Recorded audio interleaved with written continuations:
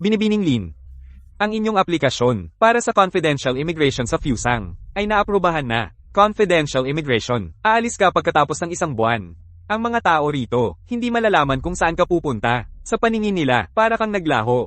Sigurado ka bang gusto mo ng confidential immigration? Sigurado. Sige, pumunta ka sa opisina ng imigrasyon para sa proseso. Pupunta ako mamaya. Saan ka pupunta? Di ka ba marunong kumatok? Tinatanong kita. Saan ka pupunta? Lalabas ako. Kailangan ko pa bang mag-report sa'yo? Bakit mo ako iniiwasan? Galit ka ba? Gusto mong lumabas para magpahinga dahil kay Song Chingching. Hindi ako galit. Ikaw at si tita nagkatuluyan na kayo. Masaya na ako, di ba? Bakit ako magagalit? Totoo ba yung sinasabi mo, Lin Mosang? Baka may gusto ka pa sa akin? Noong party noong graduation mo, lasing ka noon, at palihim mo akong hinalikan? Akala mo ba hindi ko alam?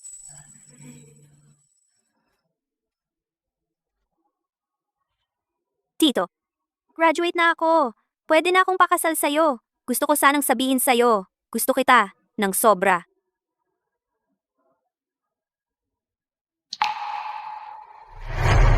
Nitong mga nakaraang taon, palihim kang sumulat sa akin. Napakaraming liham pag-ibig. Nabasa ko lahat. Akala mo ba magaling ka magpanggap? Pero ang pagmamahal mo sa akin, napakalinaw. Akala mo ba ang mga tao sa bahay na ito, hindi napapansin na gusto mo ako? Hindi. Ayaw mong aminin, di ba? Anong gagawin mo?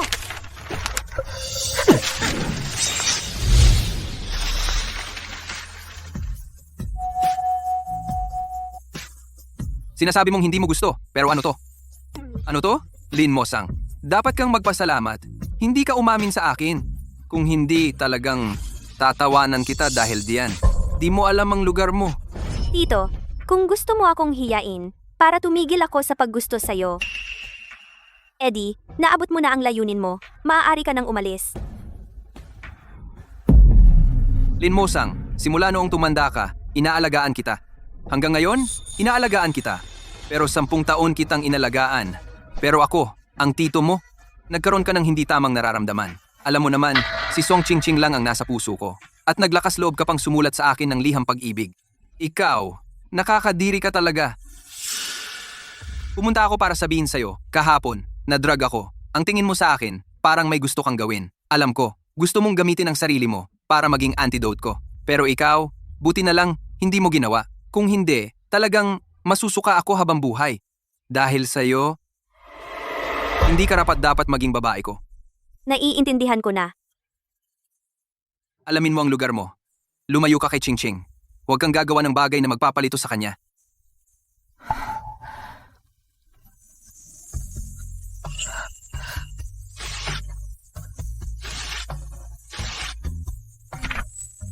Chi Wenye, aalis na ako ng bansa sa lalong madaling panahon. Hindi na ako makakasagabal sa paningin mo. Sino ang naglipat ng kutsun ko?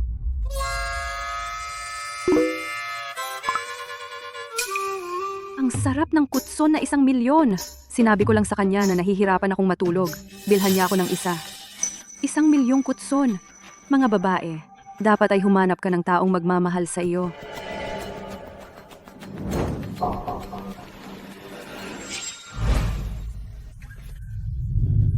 Subukan mo kung komportable ka. Ang sarap, Tito.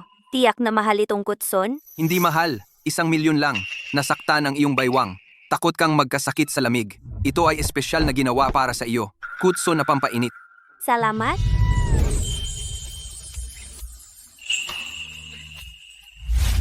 Ki Wenye, noong una, ikaw mismo ang nagpasimula ng pag-ibig ko sa iyo. Ngunit ngayon, ikaw naman ay nakatayo sa moral na mataas na lugar. Sinasabi mong wala akong hiya. Bumalik ka na.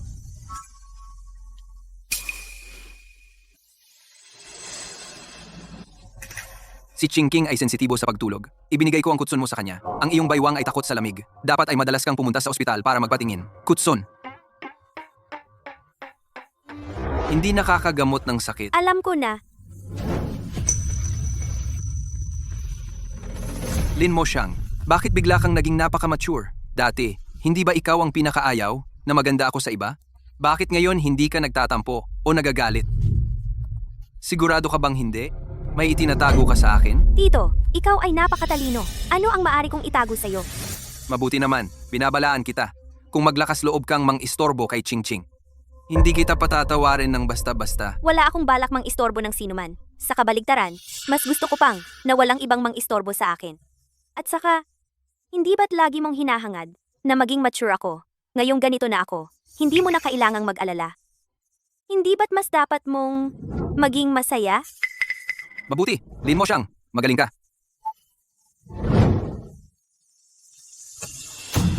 Nagalit ka na naman? Pero, Ki Wenye, ayoko na sanang aliwin ka. Dahil wala na akong pakialam. Makalipas ang isang buwan, aalis na ako.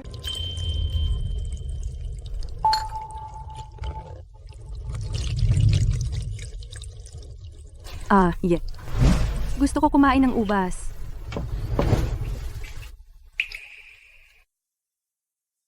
Halika.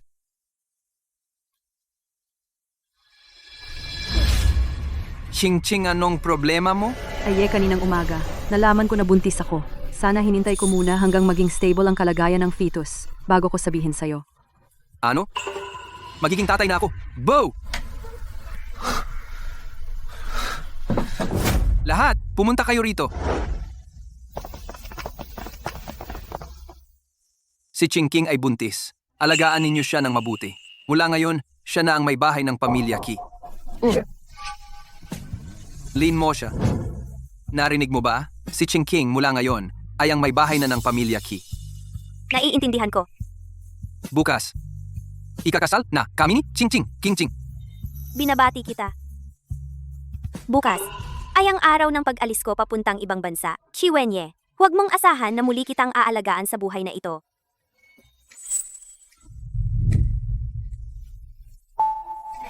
Akala ko si Jichi ay pakakasalan si Miss Lin. Si Miss Lin ay naawa lang si Jichi at pinatira. Itinuturing siya ni Jichi bilang pamangkin.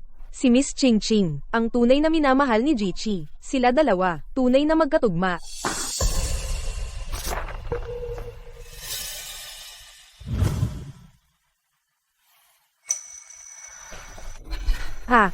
Miss Mo siya. Kanina ko lang sinasabi. Tama ka, si Little Uncle at si Song Ching Ching. Talagang magkatugma.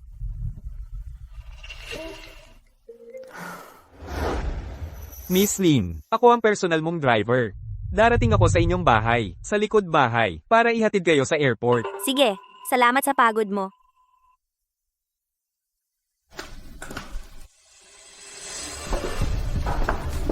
Ginoo. Pumunta kayo sa Katiwala kunin ang sahod nyo ngayong buwan. Huwag na kayong pumasok bukas. Ginoong Chi. Kasalanan mo lahat.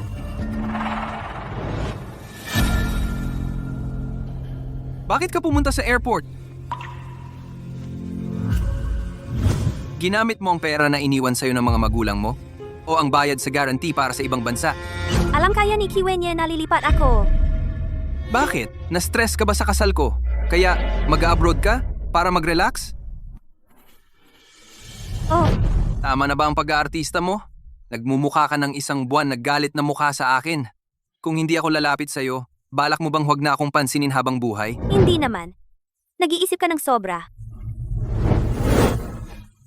Hindi. Mula nang lumipat si Chingking dito, naging malamig ka na sa akin. Pero siya ang babaeng mahal ko. Kung mahal mo ako, dapat mahalin mo rin ang mahal ko. Sa halip na lagi kang umiiwas sa akin at kay Ching Ching. Naiintindihan ko. Lin mo siya, makakaiwas ka sa ngayon, pero hindi ka makakaiwas magpakailanman. Balak mo bang pagkatapos naming ikasal ni Ching Ching, patuloy kang umiiwas sa akin?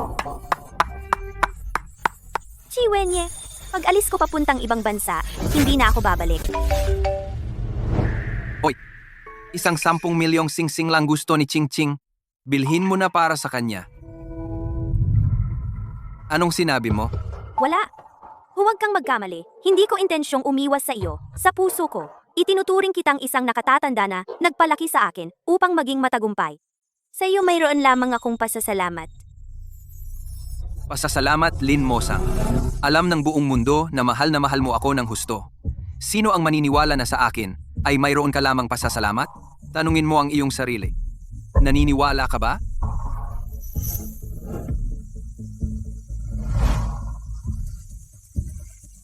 Ang regalong ito ay ibinigay ko sa iyo 9 na taon na ang nakalipas.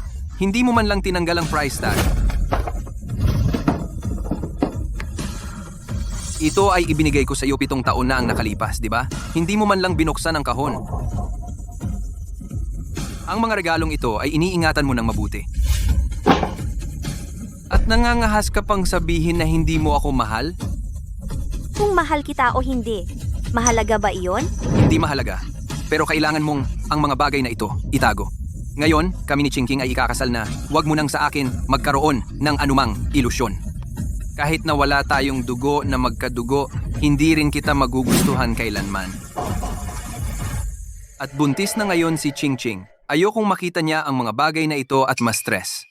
Ayokong ang aking mahal na asawa at ang aking mahal na anak na lalaki ay magkaroon ng anumang aksidente. Chi,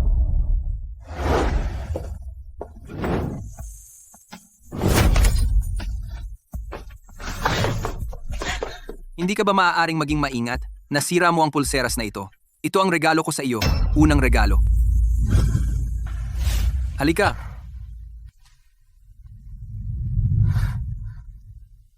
Ang tatay mo ay si Lin Wen. ikaw ay... Ako ay kaibigan ng tatay mo. Ano ang dapat kong itawag sa iyo? Tito na lang.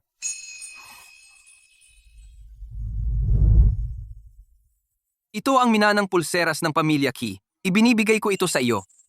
Mahina ang katawan mo. Kapag isinuot mo ito, mapapalusog nito ang iyong katawan. Simula ngayon. Maninirahan ka na kasama ko. Naalala pa pala ni Chiwenye, ang pulseras na jade na ibinigay niya sa akin. Sayang nga lang. Ang regalong ito na dati kong pinahahalagahan, ngayon ay wala ng halaga. Si Raman okay lang. Matagal ng panahon, hindi na mahalaga ang pulseras na ito.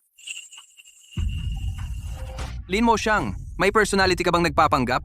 Ang hilig mong mag-arty. Totoo namang gusto mo ang pulseras na ito dahil ibinigay ko ito sa iyo. Mahal mo naman ako. Grabe ang pagmamahal mo. Hindi mo matanggap na mag-aasawa ako ng ibang babae. Sobrang sakit sa puso mo. Pero nagpapanggap ka pang parang hindi mo ako mahal. Sino ba ang niloloko mo?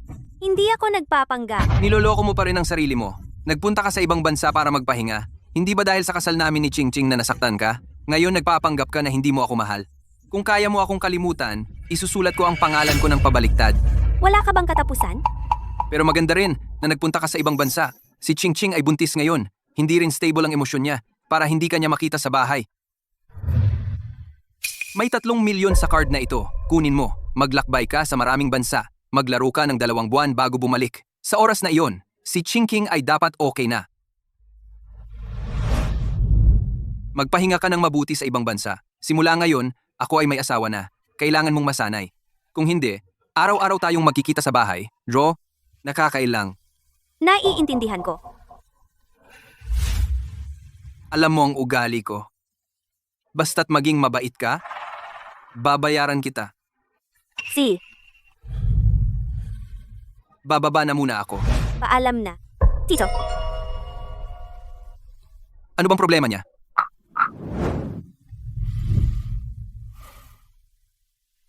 alis na ako.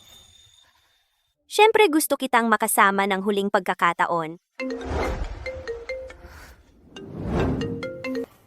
Miss Lin, nasa likod na ako. Sige, lalabas na ako.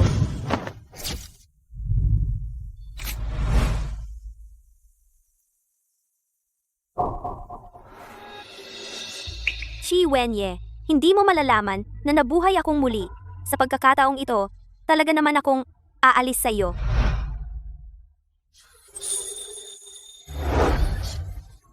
Sir, dumating na ang convoy ng kasal. Maaari na kayong umalis. Bumaba ka na. Nasaan si Lin Mosang? Bakit hindi pa siya bumababa? Hindi ko napansin si Miss Lin. Siya ang panganay na anak ng pamilya Chi. Anong karapatan mong baliwalain siya? Pasensya na po, sir. Hahanapin ko siya ngayon din. Lin Mosang. Saan siya pumunta? Baka sumama siya sa iba na nag-set up ng kasal. Tama rin. Si Lin Mosang ay hindi kailanman aalis nang walang paalam. Tara na, sunduin na natin ang bride. Opo.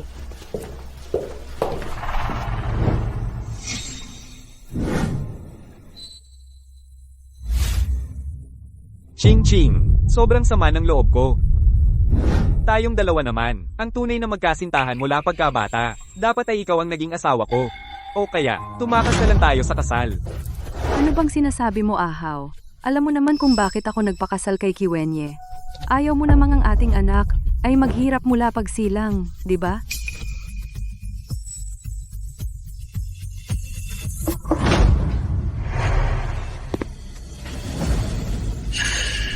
Ayaw.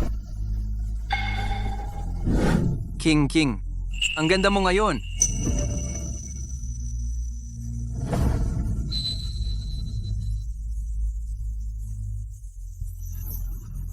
Isuot mong mabuti itong sombrerong berde.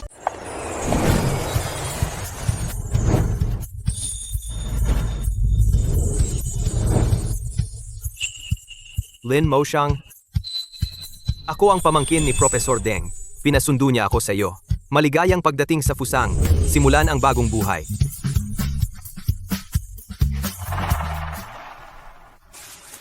Hindi pa ba bumabalik si Lin Mosang? Sir, hindi ba binigyan ninyo si Miss Lin ng 3 milyon? Pagbalikin siya pagkalipas ng 2 buwan. Yeah. Hindi ba sinabi kong kunin mo ang kumot para sa akin? Anong ginagawa mo riyan? Kung magkasakit ako, anong mangyayari sa bata? Pasensya na, Ching. Huwag kang magalit. Sa susunod, mas mabilis akong kikilos. Yan naman ang tama. Hintaying bumalik si Lin Mosang, dapat pa siyang paalalahanan na huwag ipakita ang kanyang pagtingin sa akin ng masyadong halata at magagalit na naman si Ching. Tara, ano pang tinatamad ka? Halika.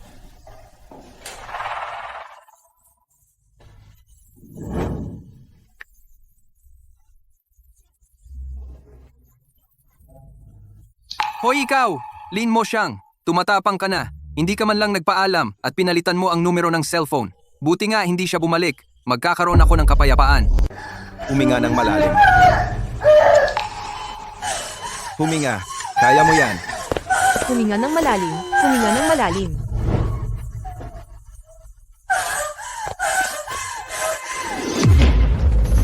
Hindi ikaw. Sino ka? Ginoong Chi, siya ang kababata ni Miss Song. Ang pangalan niya ay Chen Hao. Isa siyang makeup artist. Noong kasal ninyo ni Miss Song, siya ang nag-makeup sa inyo sa 1 taon na ito. Yung nangungutang kay Miss King, siya rin. Oh, kaya pala siya ang yung guwapong lalaki sa tabi ni Ching. Matagumpay ako sa trabaho. Kayang bigyan si Ching ng magandang buhay. Isang cute na walang narating. Anong karapatan lumitaw sa harap ni King? Umalis ka na dito. Akala mo gusto kong pumunta? Kung hindi ako pinapunta ng asawa mo, hindi ako pupunta. Kung kaya mo, puntahan mo siya. Ikaw. Sino ang kamag-anak ni Song Ching? Ako. Lalaki, ligtas ang mag-ina. Lalaki. Buti naman. Talagang buti naman.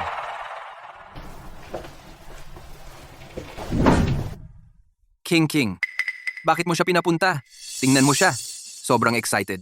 Para bang siya ang tunay na ama. Ano bang pinagsasabi mo? Si Hao ang matalik kong kaibigan. Magkakilala na kami mula pa noong kindergarten. Masaya lang siya para sa akin. At saka, nasa tabi mo si Lin Moshuang? Wala naman akong sinasabi. Lin Moshuang. Tito, pag-graduate ko pwede na akong pakasal sa iyo? Gusto ko sanang sabihin sa iyo, mahal na mahal kita. Ang tagal na niyang umalis. Hindi pa ako kinokontak dati. Kahit 1 araw lang umalis siya. Magsusungit siya. At sasabihing, miss niya ako. Baka balak niyang mawala sa buhay ko? Yeah. Ano? Ki Wenye, sinong ibang babae ang iniisip mo? Si Lin Moshuang ba? Pamangkin ko lang siya. Huwag ka nang mag-alala. Nag-iisip lang ako. Para sa anak ko. Kung gaano kalaki ang regalo. Para ipagdiwang ang kanyang pagsilang. Siyempre, malaking regalo. Hindi ba sinabi mo dati, kapag babae ang anak ko, 50 milyon, kapag lalaki, 100 milyon? Ngayon, dapat mong tuparin iyan. Oo.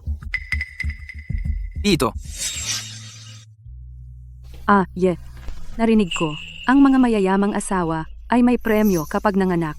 Ako, may premyo ba ako? bag, kotse, villa, pumili ka lang. Gusto ko ng pera. Sige, sabihin mo. Magkano? Bibigyan kita. O kaya, kapag babae, 50 milyon. Kapag lalaki, 100 milyon. Okay lang? Si Aye, alam ko na. Si Aye ang pinakamabait sa akin. Ching Ching, nitong nakaraang taon, marami na akong perang binigay sa iyo, pero pinapahiram mo lahat kay Chen Hao. Si Ahaw ay kaibigan ko mula pagkabata. Tumutulong ako sa kanya kapag may problema. Anong problema? Hindi ba sinabi mo dati na ang ginagawa ko ay tunay na pagkatao? Pero hindi siya nagbayad kailanman, di ba? Shi Wenye, kung ayaw mong magbigay ng reward, okay lang. Bakit mo ako ginagawang dahilan? Chi Wenye. Para mabigyan ka ng anak na lalaki para sa angka ni Chi. Halos mamatay ako. At ikaw, 100 milyon, ay ayaw mo ibigay sa akin. Ching Ching sinabi ko na sa'yo dati pa, ang mayayaman, ang pinakamawalang puso. Ikaw, nanganak ka na, wala ka ng silbi. Hindi ka niya mahal, tinalikuran ka na niya. Pagsisihan ko talaga.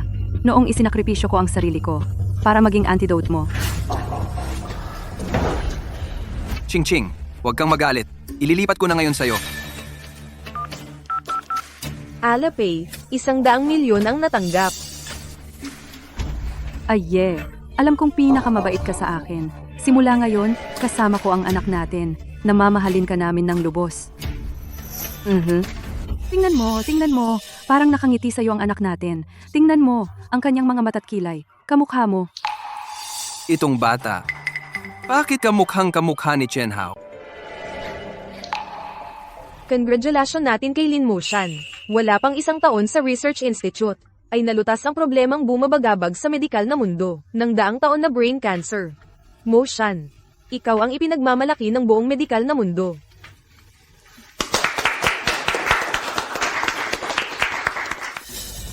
Ginoong Chi. Ito ang DNA test report, tulad ng inaakala ninyo.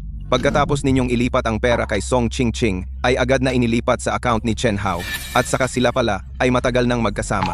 Pati na ang batang iyon ay anak nila sa labas. Ginoong Chi, ayos lang ba kayo?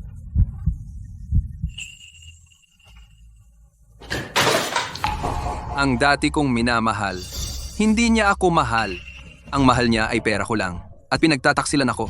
Ginagawa akong tatay ng iba. Gamit ang pera ko, sinusuportahan niya ang ibang lalaki. Siya ay kasing walang hiya ng ibang babae. Lahat sila ay pera lang ang habol. Ginoong Chi, hindi naman ganyan si Miss Lin. Alam ng lahat na mahal ka talaga niya. Lin Moshan. Oo nga, wala siyang hinihingi. Mahal lang niya ako ng totoo. Pero, ako, ay siya mismo ang itinulak palayo.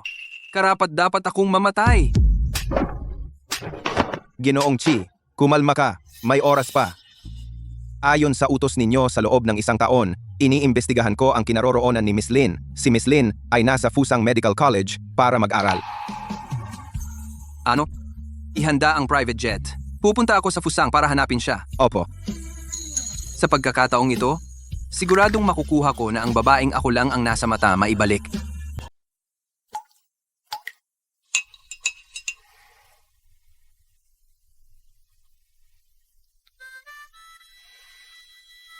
Shaolin, Profesor Deng, halos 1 taon ka nang hindi umuwi. Narinig ko may isa kang tito. Hindi ka umuwi para bisitahin.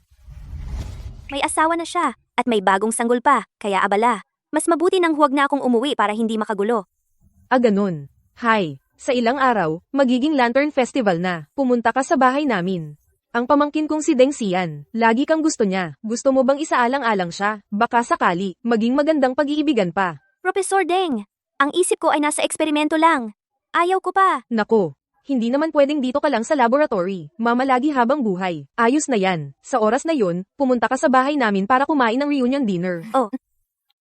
Sige, magtrabaho ka na. Hiwalay na kami. Sino to?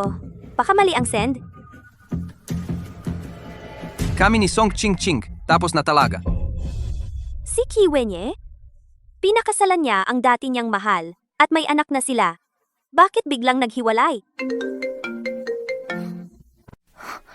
Mosang naghiwalay na kami ni Song Ching-ching. Ibinigay ko sa kanya ang anak. Hindi na ako makikipag-ugnayan sa kanya. Alam kong nagtago ka sa Fusang dahil nag-asawa ako ng iba.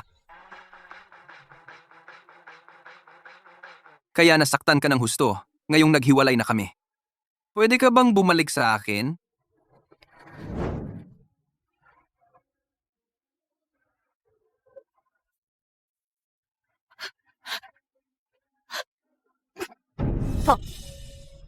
Nagkakamali ka. Ang nararamdaman ko sa iyo ay puro pagmamahal bilang pamilya at pasasalamat. Noong bata pa ako, akala ko ang nararamdaman ko sa iyo ay pag-ibig ng lalaki at babae. At nagdulot ito sa iyo ng malaking abala. Hindi iyon. Pero na-realize ko pagkatapos na ito ay isang uri ng pagdepende lamang dahil masyado akong walang seguridad. Kaya sa iyo po, ako nagkaroon ng mataas na pangangailangan na pagdepende. Wala itong kinalaman sa pag-ibig. Lin Mosang, Kailangan mo ba talaga ito? kayo ang nagsabi niyan, po. Gusto mong lumayo ako sa iyo. Ngayon, nagawa ko na. Kaya sana po, wag nang sabihin ang mga ganoong bagay. Utang ko sa inyo ang kabutihang loob. Babayaran ko ito sa hinaharap. Sa pag-uugali ni Chi Wenye. Matindi ang pagtanggi ko. Sigurado akong hindi na siya mga abala sa akin. Naku, sa ganitong oras pa mawala ng kuryente. Anong tingin-tingin? Magmaneho ka sa loob ng kalahating oras. Kung hindi tayo makarating sa Research Institute ni Mosang, pupunta ka sa disyerto para sa business trip. Opo.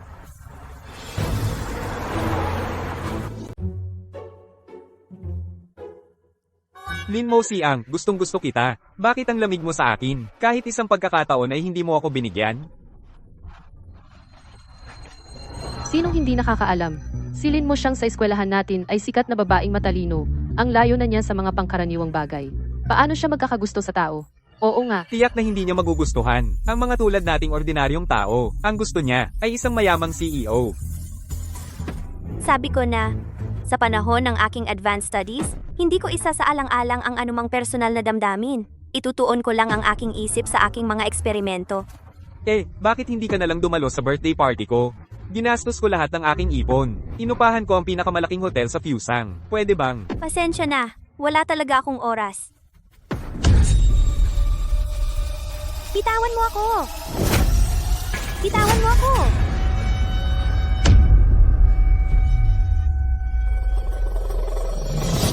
Ikaw, isang ulila na walang ama at ina. Ako ito, may gusto sa'yo, swerte mo na, at ikaw pa. Naglakas loob kang manakit sa akin.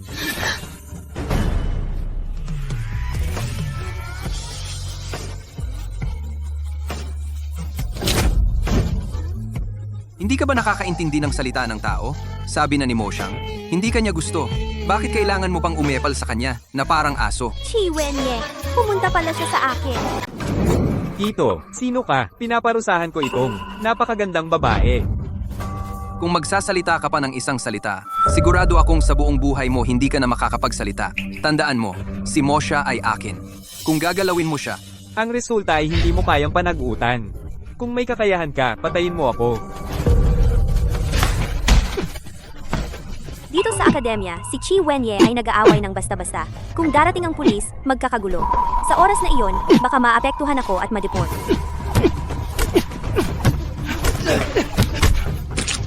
Tigil! ayos lang Mosha. Nandito ako. Hindi kita pababayaang maapi. Chi Wenye? Pwede bang wag mo na akong guluhin? Pinoprotektahan kita. Hindi ko kailangan. Hindi ba ang sinabi ko dati ay hindi pa sapat na malinaw? Ikaw ang nagsabi na gusto mong lumayo ako sa iyo. Ngayon, ginawa ko na. Kaya't huwag kang magsabi ng mga ganyang bagay.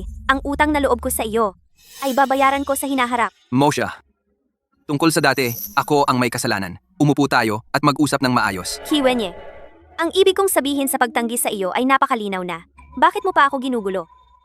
Tinanggihan mo ako dahil sa kanya, tama?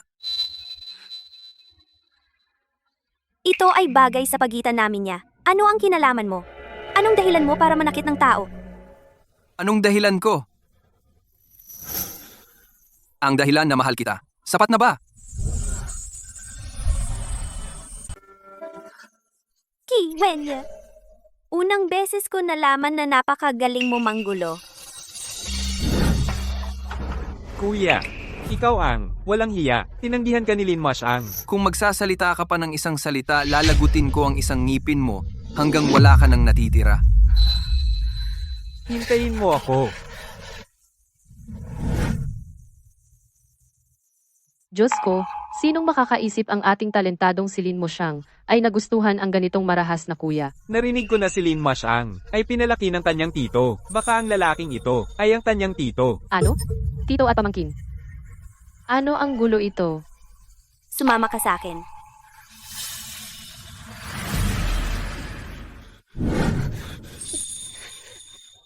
Bitawan mo ako. Hindi. Nanumpa ako. Hinding-hindi na kita bibitawan sa buhay ko. Ilang buwan lang. Bakit ganito na lang ang itsura ni Chi Wenye? Mo Siyang, sa wakas, nahanap kita. Ayoko, nang mawala ka pa. Yap, alam ko na galit ka pa. Pero pangako ko, hindi na kita gagalitin. Mula ngayon. Chi Wenye, sa tingin mo ba, kung sasabihin mong paumanhin, dapat ko bang sagutin ka ng walang anuman? Hindi naman. Ang gusto kong sabihin. Sa mga taong ito, akala ko ang mahal ko ay si Song Qingqing. Sa tingin ko, siya ay iba sa iba, hindi tulad ng mga babaeng mapang-akit. Pero hindi ko inaasahan na siya ay nagpapanggap pala. Niloko niya ang damdamin ko, dinaya ang pera ko. Kahit na ang bata sa kanyang tiyan ay hindi sa akin. Kaya? Kaya si Song Qingqing ay hindi naman talaga ako mahal. Pera ko lang ang gusto niya. Dati, bulag ako. Akala ko pa naman na ako ang mahal niya palagi. Niloko niya ang pagmamahal ko sa kanya. Song Qingqing, talagang niloko ka niya.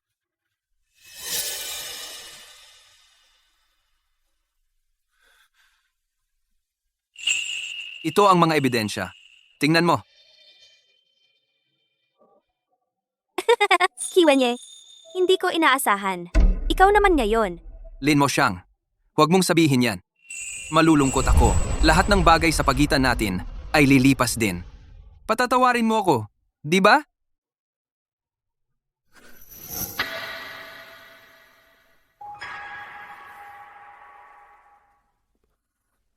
Dati, hindi ba gusto mong laging kasama ako? Hindi mo ba sinabi na mananatili ka sa tabi ko habang buhay? Dati, bulag ako, mali ang pagkakakilala ko sa tao. Kaya nawala kita.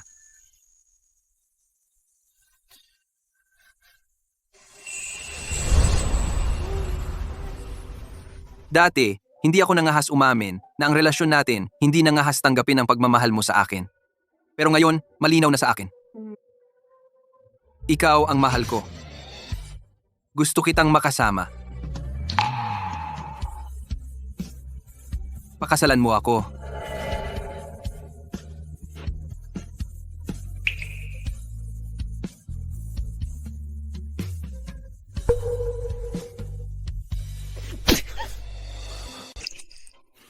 Pasensya na.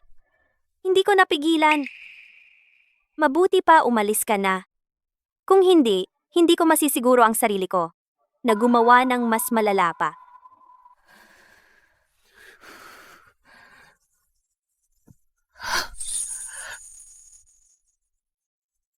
Mo Chang, pwede mo akong paluin o murahin.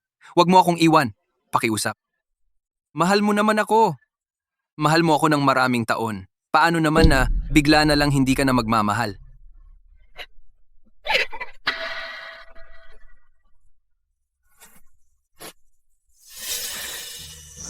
Masakit, di ba?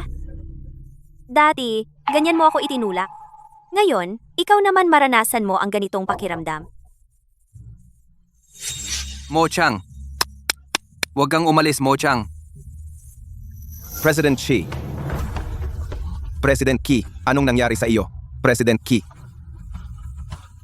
President Xi.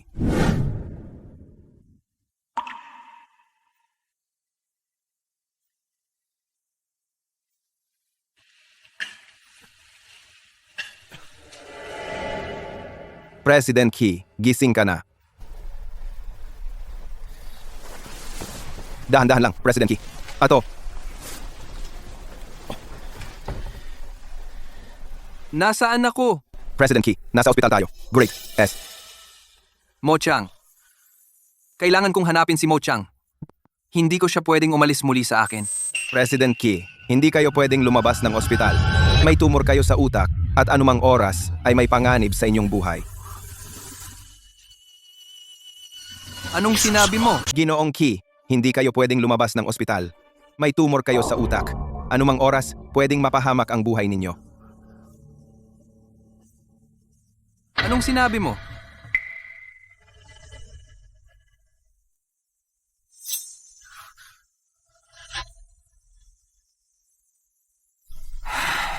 Stage 4 na brain cancer. Sa ngayon, wala pang mabisang paraan ng paggamot. Ang pinakamahusay na paggamot na maaaring ibigay ngayon ay mula lamang sa Laboratoryong Medikal ng Bansang M.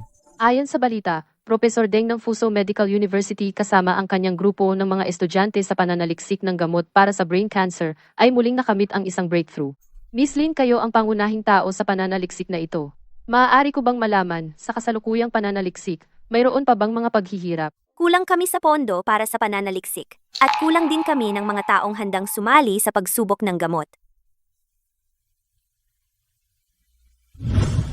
Ginoong Key, huwag na kayong magdalawang isip. Papapuntahin ko na ngayon ang pribadong eroplano. Pumunta tayo sa M Country para magpagamot. At Hindi na. Sabihin mo sa akin, gaano pa ako katagal mabubuhay? Pinakamatagal, 1 buwan.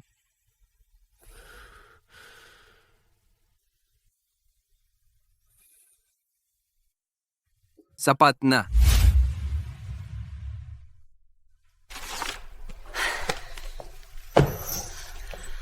Batay sa kasalukuyang pondo para sa pananaliksik, sa katapusan ng buwang ito, mawawalan na kami ng pera. At hihinto na rin ang pananaliksik. Tita, ako naman ay nagtatrabaho sa isang kumpanya bilang part-time medical consultant. Bukas, ang amo naming si Ginoong Jeng ay magho-host ng isang business cocktail party. Ang mga darating ay mga big shots sa negosyo. Paano kung isama natin si Mo Xiang? Baka makatagpo tayo ng isang investor na may matalas na mata? Kuya, estudyante lang ako. Ang ganitong pagtitipon, hayaan na si Professor Deng ang dumalo. Mas angkop siguro. Wala namang hindi angkop, ikaw ang pinakamagaling kong estudyante. Sila ang makakita ng mabuti, ang ating Fuso Medical University, ang galing ng pinakamatalinong babae.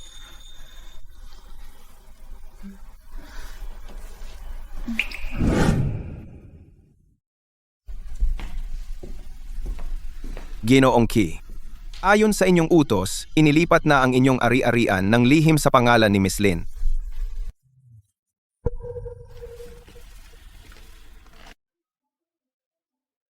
Mabuti. Bago ako mamatay, huwag mong hayaang malaman niya ito. Ginoong Key. Ginoong Key.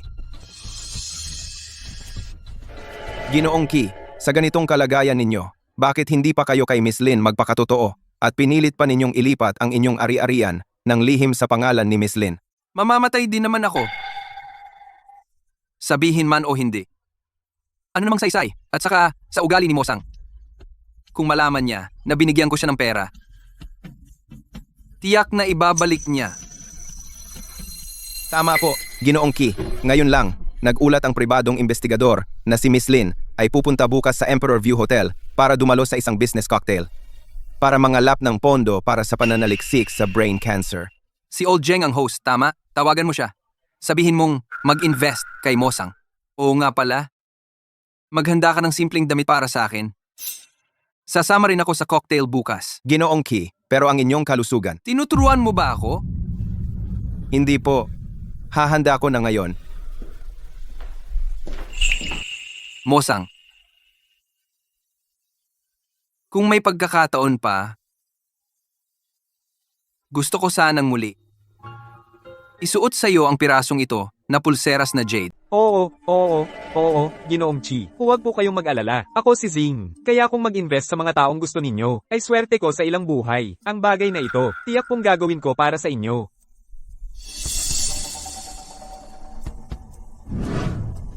Wang, sa piging bukas, darating ang isang babaeng med student na si Lin Mosang. Siya talaga ang swerte ko. Dapat mong alagaan siya para sa akin. Gusto kong ay invest ang kanyang project. Opo, Ge, Zeng. Lin Mosang, hindi ba si Deng Xian? Yung ipinakilala sa akin dati. Hindi kaya si Ji Zheng ay dahil kay Deng Xian? Kaya nagbigay ng investment.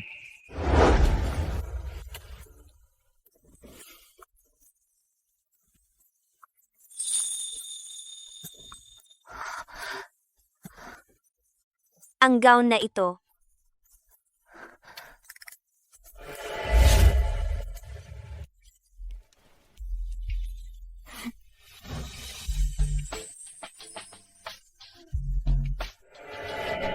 Gabi na, hindi ka natutulog? Bakit mo pinapanood ang mga walang kwentang ito? Bata ka pa. Hindi mo masusuot ang gown. Hindi naman ito walang kwenta. Kapag graduate na ako, masusuot ko na ito. Sige, kapag graduate ka na, bibilhin ko para sa iyo, Tito. Pero ngayon, kailangan mong bumalik sa kwarto at matulog. Opo.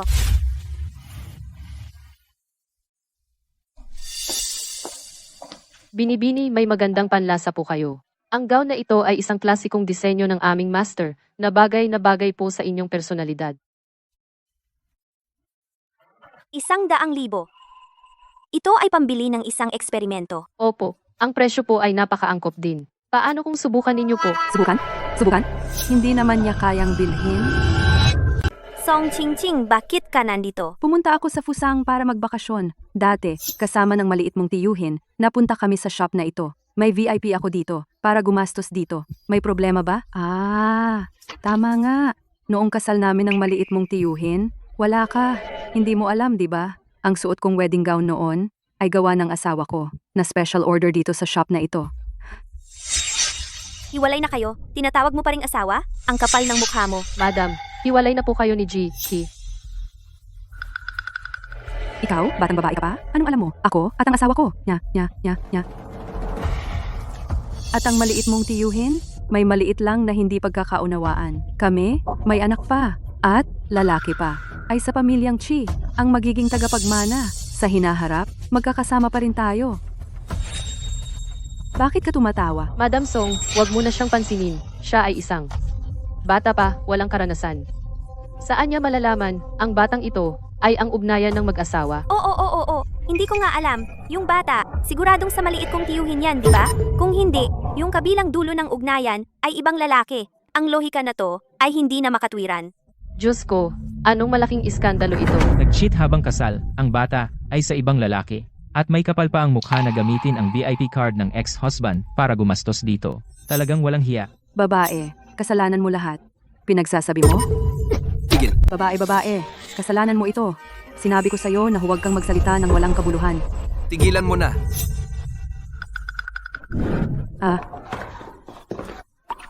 Tingnan mo siya. Sinabi mo sa kanya na tumigil siya. Pero sa harap ng maraming tao, sinaktan niya ang kanyang tiya. Anong sinasabi mo? Hiwalay na tayo. Moshang, ayos ka lang ba? Jake, hindi tayo ganun kakilala. Hindi naman ako gumamit ng sobrang lakas. Bakit siya mahina at mukha siyang masama? Ayos ka lang ba? Huwag mo akong hawakan. Nakakadiri. Pakiramdam ko, ang relasyon ng pamangkin at tiyuhin, hindi pangkaraniwan. Oo nga, itong tito ko kapag nagkikita kami, puro sermon lang. Wala naman siyang ganitong pagmamalasakit. Sa tingin ko, ang relasyon na ito ay parang magkasintahan. Asyang, hindi sa sinasabi ko sa'yo. Alam ko, gusto mo ang iyong maliit na tito, pero hindi mo dapat gawin niyan sa kanya.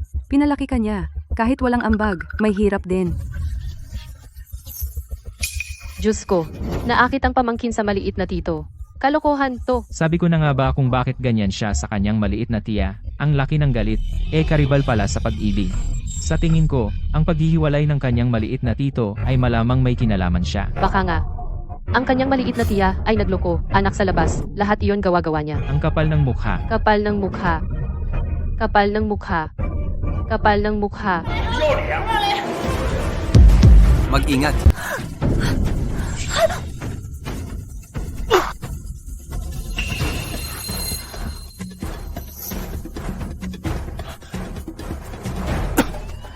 Pinoprotektahan niya ako. Lin Mo Shuang, Kung wala kang hiya, sige, sa harap ng maraming tao, nakikipagyakapan sa iyong tito. Sisiraan mo ba ang kanyang reputasyon? Tama, ngayong mga batang babae, bata pa, mga paraan ng pag-akit sa lalaki, marami silang alam. Mo Shuang, ayos ka lang ba? Huwag kang maapektuhan sa kanila. Tama na. Tito, naiintindihan ko.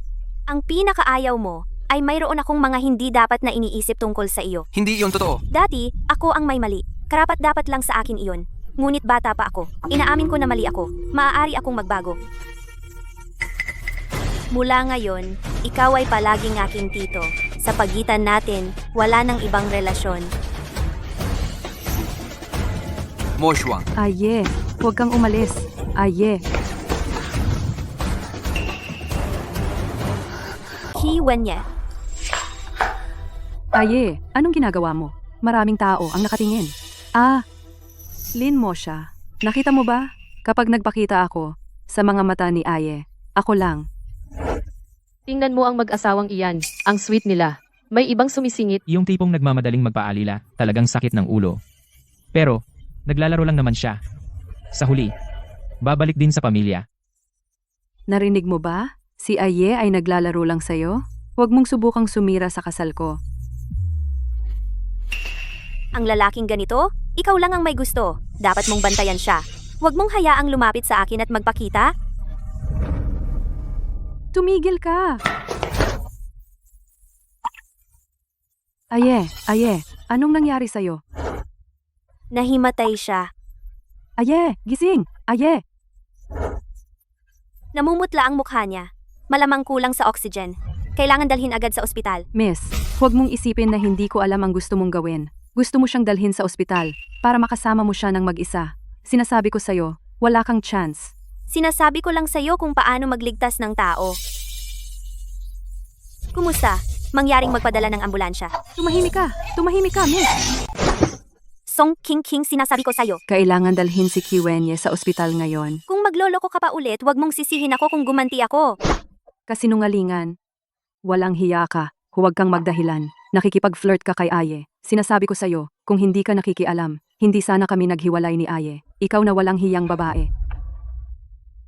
Ikaw ang nagsisinungaling. Kung hindi ako isang doktor at hindi ako sumumpa sa harap ng publiko ng Hippocratic Oath, kahit patayin ninyo ako, hindi ko gagamutin si Kiwenye. Isang matatag na lalaki bigla na lang nahimatay. Malamang mababa ang asukal sa dugo. Mahina ang pulso niya. Hindi low blood sugar. Kailangan siyang dalhin agad sa ospital. Ibalik mo ang telepono ko. Lin Mo Sheng, tigilan mo na ang pagsisinungaling dito. Walang problema ang katawan ni Ye. Nasa kama siya. Magdamag kaming naglalaro. Okay lang siya. Sinasabi mong malubha siya. Ano bang pakay mo? Sa loob ng 1 minuto, tiyak na magsusuka siya ng dugo. Kung magsusuka siya ng dugo, ikaw ang naglason sa kanya. Wala naman problema ang katawan ni Ye. Si. Eddie, huwag mo siyang pakialaman. Eddie, maghintay kang maging balo. Ikaw na babae. Sino ang sinusumpa mo? Muntik ko nang makalimutan. Hiwalay na kayo. Wala ka ng pagkakataong maging balo. Tumigil ka. Aba totoong nagsusuka ng dugo. Eksaktong 1 minuto. Ye. Bakit nangyari ito? Bilisan nyo! Malapit na siyang mamatay. Tumawag na kayo ng ambulansya. Ambulansya. Dali dito. May nasugatan. Aye. Okay ka lang? Aye.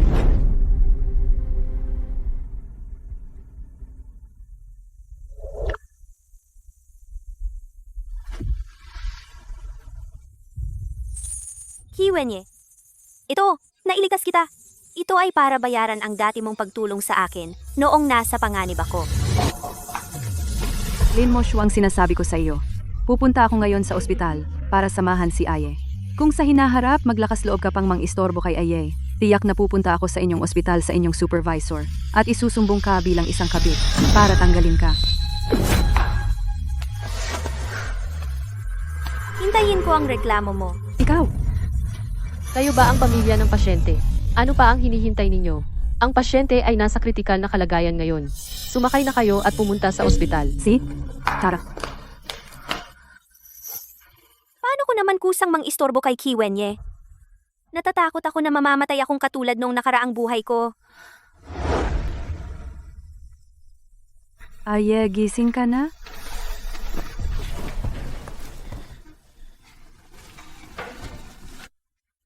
Umalis ka. Ye. Mangyaring bigyan mo ako ng isang pagkakataong magpaliwanag. Pwede ba? Song King King, nagtatago ka ng ibang lalaki sa likod ko. At gusto mo pa akong maging tatay ng anak nyo. Ginawa mo ang ganitong kahiyahiyang bagay. Wala ka nang maipaliwanag. Aye. Nakalimutan mo na ba? Noong una, ikaw ay nalaso ng droga. Inialay ko ang sarili ko sa'yo para maging antidote. Kung hindi dahil sa pagkakataong iyon, dahil sa mga ginawa mo dapat matagal ka nang nawala. Aye, hindi ako kusang loob. Pinilit ako ni Ahaw. Kumuha pa siya ng litrato ko. Pinantaan niya akong bigyan siya ng pera. Kung hindi ko siya bigyan ng pera, ipapakita niya ang mga litrato sa'yo. Hindi ko talaga alam na ang bata ay sa kanya. Aye, magpakasal ulit tayo. Okay lang ba? Alam ko na may brain tumor ka. Aalagaan kita ng mabuti. Sa tingin mo, ngayon mo sasabihin ang mga ito?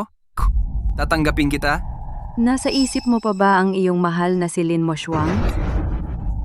Kung magsasalita ka pa tungkol kay Moshuang, papapangyarihin kitang mawala sa mundong ito.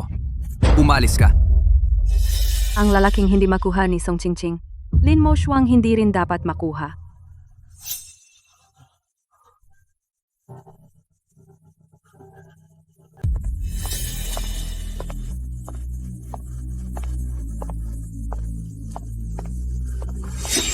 Ito ang medical school. Bawal pumasok ang mga hindi estudyante. Si Lin Moshuang ay estudyante nyo, di ba? Babae siya na nang aakit ng asawa ko. Gusto kong paalisin siya ng principal nyo. Humingi ka ng tawad sa akin. Ma'am, pakiusap, bantayan mo ang iyong mga salita. Ang mga estudyante ng Fuso College namin ay magagaling sa ugali at pag-aaral. Lahat sila ay mga haligi ng medisina sa hinaharap. Wala kang ebidensya, kaya huwag kang magsalita ng walang basehan. Tingnan mo yang itsura niyang masama ang ugali. Malamang iniwan na siya ng asawa niya. Dito siya naglalabas ng galit. Itong walang ebidensya, pumunta dito sirain ang reputasyon ng medical school natin. Dapat ipaaresto siya sa pulis. Tumawag sa pulis, bilis. Tumawag sa pulis! Ano pang hinihintay nyo? Bakit hindi nyo tawagan ng dean? Sino ang nagsabing naninirang puri ako? Kung hindi estudyante nyo, si Lin Moshuang ang umakyat sa asawa ko. Hindi ako pupunta dito ngayon. Ang pagtayo ko dito ay ebidensya na. Song Qingqing. Bakit hindi siya mawala-wala?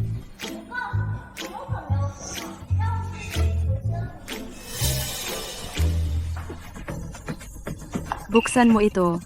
Ngayon siguradong masisira ang reputasyon ni Lin Moshuang. May dala na siyang tarpaulin. Baka totoo nga ito. Si Lin Moshuang ay ang pinakamatalinong babae sa eskwelahan natin. Paano siya gagawa ng ganito? Lin Moshuang, lumabas ka. Alam kong nasa school ka. Bakit may kakayahang umakyat ng asawa ng iba, ngunit walang lakas ng loob lumabas? Ako, ngayon ay ilalantad ang tunay mong pagkatao. Para paalisin ka ng school, lumabas ka. Nasaan ka ba? Sino?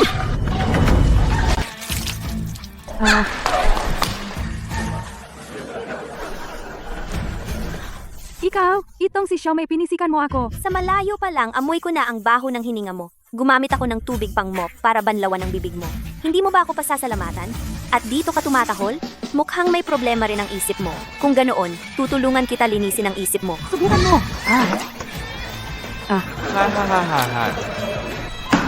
Ang galing. Karapat dapat sa ating eskwelahan. Ang babaeng magaling sa pag-aaral. Itong walang ebidensya na dumudungis dapat ganyan siya tratuhin. Sino ang nagsabi na wala akong ebidensya? Sinasabi ko sa'yo, kung hindi dahil sa kanya, na nangakit sa asawa ko, paano ko makikipaghiwalay sa asawa ko? Halika, ipapakita ko sa inyo. Ito ang larawan ng aking asawa. Siguradong nakita na rin ninyo ito dahil pumunta siya sa eskwelahan para hanapin siya. Itong matandang lalaki, medyo pamilyar. Ilang araw ang nakaraan. Parang talagang pumunta sa ating paaralan. Hinanap si Lin Mo siya. Itong matandang lalaki noon ay nananliligaw kay Lin Mo siya, isang lalaking estudyante nagkaroon ng alitan. Maaari bang may relasyon ang dalawang ito? Ito ang lalaking marahas. Ako ang saksi. Si Lin Mo siya at siya ay tiyuhin at pamangkin. Siya ang nanakit sa akin dati at binyantaan ako na kung lalapit pa ako kay Lin Mo siya, papatayin niya ako. Kung si Lin Mo siya, walang relasyon sa kanya, paano magiging? Ganito siya ipagtanggol. Sino ang nagsabi sa iyo na magkalat ng kasinungalingan dito? Ang sinasabi ko ay totoo. Narinig ninyo lahat, di ba? Normal na relasyon ng tiyuhin at pamangkin? Bakit naging ganito kasukdulan? Tama ba? Kung totoo ang sinasabi niya, ang reputasyon ng ating medical school, hindi ba, nasira na lahat ni Lin Mo siya? Lin mo siya, humingi ka na ng tawad. Magtatapos kami, kailangan pa naming maghanap ng trabaho. Huwag mo kaming idamay. Lin mo siya. Kung ikaw ayaw mong mapatalsik, ilagay mo ang banner ibalot sa iyong sarili at aminin na ikaw ay Xiaoke ay lumuhod at humingi ng tawad sa harap ng lahat, baka mapapatawad kita. Lin, habang ang issue ay hindi pa umabot sa dekano, dali, humingi ka ng tawad. Lumala na, pero ang masisante ay, Lin Ma Sheng. Ito ang dahilan kung bakit hindi mo ako, ang resulta ng hindi tayo magkasama. Akala mo ba na ganito sasang-ayon ako na sumama sa iyo? Hindi, tatanggi pa rin ako, tulad mo na makitid ang kalooban.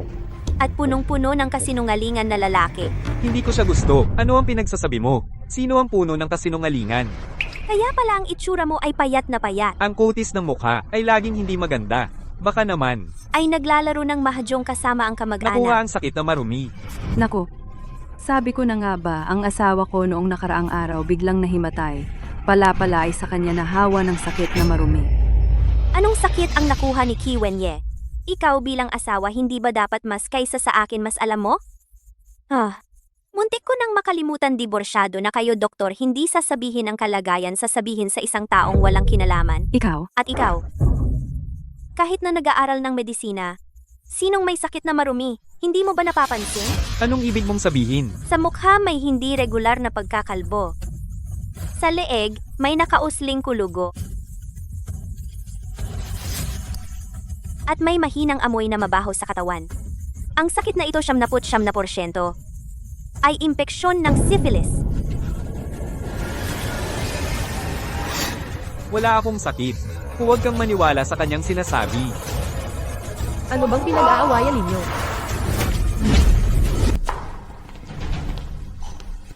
Dumating si Professor Deng. Siya ay mula sa ating paaralan, ang honorary dean. Tiyak na kaya niya, hawakan ng bagay na ito. Oras na ng klase, kayong lahat, wala sa silid-aralan. Nagtitipon dito. Ano ang ginagawa ninyo? Professor, Lin Mosang, na-expose ko lang. Siya at ang kanyang tiyuhin ay may hindi nararapat na relasyon. Kaya siya ay nag-akusa na ako raw ay may syphilis. Pinapaalalahanan lang kita, huwag palampasin ang pinakamainam na oras para magpagamot. Akala mo ba na dahil nag-aaral ka sa ilalim ng propesor, ipagtatanggol ka ba ng propesor? Ang mga estudyante ng propesor ay hindi bababa sa 80. Siya ay laging mapagmatsyag sa kasamaan. Paano mangyayari? Nahahayaan ng isang kerida na maghari sa paaralan? Propesor, tama ba ako? Oh. HMP, narinig mo ba? Sinabi ng propesor na tama ako. Tanga sentimo. Ang ibig kong sabihin, tama si Lin Mosang. Ano? Mayroon nga ba ako? Pinapaalalahanan ka ni Mosang, dapat kang magpagamot agad. Kapag ang syphilis ay umabot sa utak, tiyak kang mamamatay. Paano nangyari ito? Tuwing pagkakataon, gumagamit ako ng 2 proteksyon. Bakit ako tinamaan? Tumahimik ka. Ang iyong pag-uugali ay hindi disente. Dinudungisan mo ang pangalan ng Fushang Medical College. Simula ngayon, suspended ka na. Ano? Kung may oras ka para umupo rito, mas mabuti pang magpagamot ka na. Ang mabuhay ay mas mabuti kaysa maghintay ng kamatayan. Talagang ikaw ang paborito kong estudyante. Isang sulyap lang, nasuri mo na. Magaling, Mosang. Ang aming medical college ay pinagmamalaki ka. Professor Deng, sinabi niya kanina na ako ay isang kerida. Sa palagay ko, ang bagay na ito ang makakaapekto sa reputasyon ng ating medical college. May ebidensya ka ba Ako ang ebidensya. Maliban kung patunayan niya, na hindi siya kerida, kalokohan? Seguridad, dalhin siya sa istasyon ng pulis. Ang paninirang puri sa medical college ay dapat arestuhin. Opo. Hoy! Huwag ninyo akong hawakan! Bitawan! Bitawan mo ako. Lin Mosang, huwag kang magmayabang. Babalikan kita. Bitawan. Bitch, bitawan mo ako. Paalam! Aye. Ngayon, si Lin Mosang ay sobra na. Hindi lang niya ako hiyain sa publiko at ipinadala pa ako sa pulisya. Buti na lang binayaran mo ang piyansa ko. Kung hindi nakakulong pa rin ako ngayon. Huwag kang magyabang. Umayag akong bayaran ng piyansa mo dahil ayaw ko ang mga problema mo makagambala sa pag-aaral ni Mosang. Kung magsabi ka pa ng isa masama tungkol kay Mosang, itatapon kita sa karagatan at ipapakain sa isda. Aye, pinuntahan ko si Lin Mosang. Para sa'yo iyon. Para sa akin, Aye, sabi mo, inalagaan mo siya ng 10 taon. Nagkasakit ka ng matagal, hindi ka man lang dinalaw. Hindi ko na matiis, kaya pinuntahan ko siya. Aye, pumunta ako sa paaralan noong araw na iyon para hanapin si Lin Mosang. Pakiramdam ko sina Lin Mosang at ang kanyang propesor ay hindi ordinaryo ang relasyon nila. Sa tingin mo? Siya, kaya gusto niya ba ang babae? si Mosang ay pinalaki ko. Gaano siya kadalisay? Alam ko, kung marinig ko pa muli na may sabihin kang masama tungkol sa kanya, gagawin kitang hindi makapagsalita habang buhay. Umalis ka!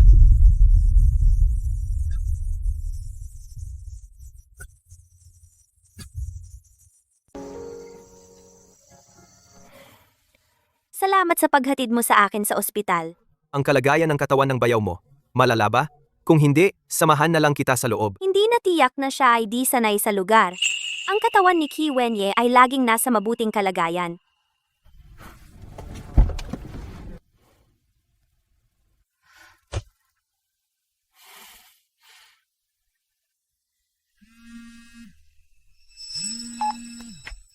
Deng Talaga namang may kakayahan ka Ginoong Jeng, ay handang ibigay ang proyektong sinabi mo ay nag-invest at sinabi pa na silin mo siya ang kanyang swerteng bituin.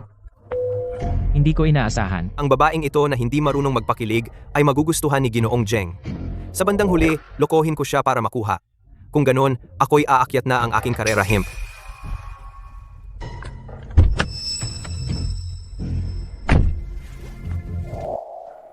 Sa pagkakataong ito, ituring na lang na bayaran si Qi Wenye sa mga taon na ito para sa pag-aalaga niya sa akin. Oy, Lin mo siya, May. Mukha ka pa bang pumunta sa ospital? Itong Qi Wenye, ang bangis ng kamay niya. Oy, Lin Mosang, may hiya ka pa bang pumunta rito? Sa mall, yung kahihiyang ginawa mo kay Eye, hindi ba sapat? Ano, gusto mo bang malaman ng buong ospital na ikaw ay isang walang hiya na umakit sa sarili mong tiyuhin na mistress? Ano, hindi ka pa ba sawa sa presinto? Gusto mo bang sampahan kita ng kasong paninirang puri? At ipabalik ka doon? Walang pakialam. Kahit anong immoral na paraan ang gamitin mo, kahit ilang beses mo akong ipakulong, si Aye naman ay laging magbabayad ng piyansa para palayain ako.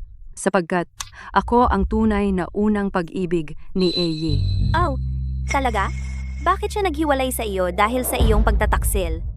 Ang tunay na unang pag-ibig? Hindi ba hindi iyon kayang paghiwalayin? Ikaw?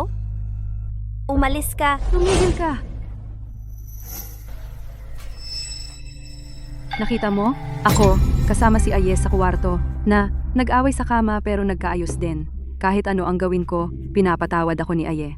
At sinabi rin ni Aye, pagbalik natin sa bansa, magpapakasal ulit siya sa akin. Sinasabi ko sa iyo, si Aye, ang pinakamamahal na babae ay ako, at ikaw ay isa lang alaga niya. Song Ching Ching. Ano na namang sinabi mo kay Mosang? Ako, Mosang? Huwag kang mag-assume. Xiao Shushu. Kung sino man ang kasama mo o kung ano man ang gawin mo, wala akong pakialam. Mosang, huwag mo nang lokohin ang sarili mo. Kung talagang wala kang pakialam sa akin, bakit ka pa magiging katulad ng dati na nagdadala ng lugaw para bisitahin ako? Dati ba? Xiao Shushu. Buong umaga kong niluto ang lugaw na ito. Masustansya. Subukan mo.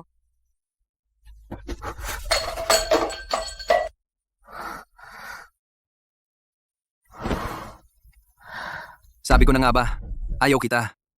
Huwag kang gumawa ng mga ganitong walang kwentang bagay. Pinaalala mo nga sa akin, ang dati kong sarili ay talagang tanga. Mosang, Oo nga pala, Xiao Shushu. Nakalimutan kong sabihin sa iyo. Ang lugaw na ito ay hindi para sa iyo. Ito ay para sa kanya. Sino siya? Kumusta? Ako si Deng Xian. Narinig ko kay Mosang, pagkatapos mamatay ng kanyang mga magulang, ikaw na si Xiao Shushu ang nag-alaga sa kanya. Sa ngalan niya, pinasasalamatan kita. Sino ka ba? Ang pangalan ni Mosang? Hindi mo dapat sinasabi. Umalis ka. Ayos ka lang? Mosang, hindi ka pwedeng makasama sa tarantadong iyan. Sinaktan mo ko para sa tarantadong iyan. Si Deng Xian ang boyfriend ko. Ayokong may manakit sa kanya. Hindi totoo iyan. Mosang, huwag kang sumama sa tarantadong iyan. Alam kong gusto mo ako. Tito? Kung nirerespeto mo talaga ako, dapat mong suportahan kami ni Deng Xian. Tito, huwag kang mag-alala. Aalagaan ko si Mosang. Tara na. Tumigil ka. Ayi may boyfriend na si Mo Shang. Kaya kampante ka na, ipaubaya mo na sa boyfriend niya ang pag-aalaga sa kanya.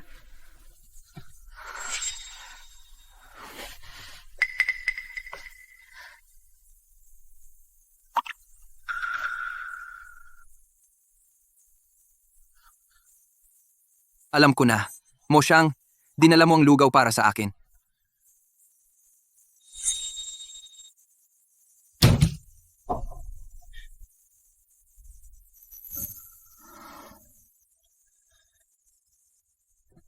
Aye.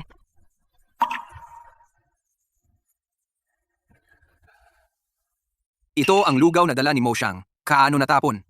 Sayang talaga. Tito, hindi mo kailangan gawin ang mga walang kwentang bagay na ito.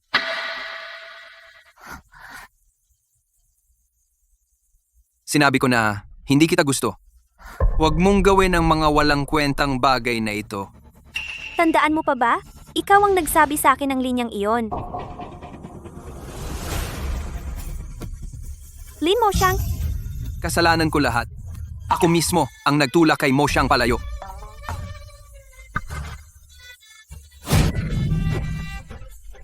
Yeah.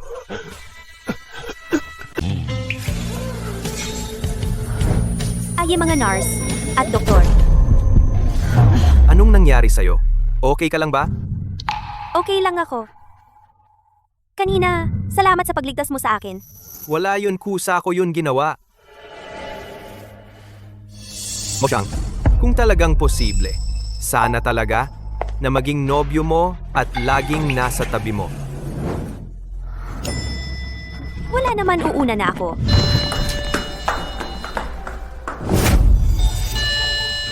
Nagmamataas ka pa? Ikaw yon? Professor Deng, bakit po ako tinawag ninyo ng nagmamadali? May nangyari po ba? Mosang, may sorpresa ako para sa iyo. Tingnan mo kung sino ang dumating. Mosang, naalala mo pa ba ako? Lola? Lola?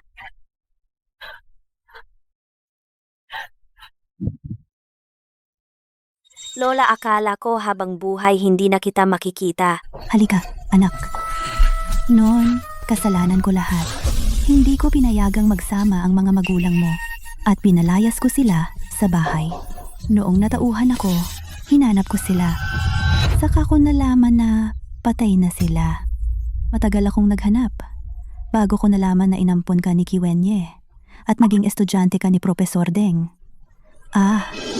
Siyang ka pala. Nasaan si Kiwenye?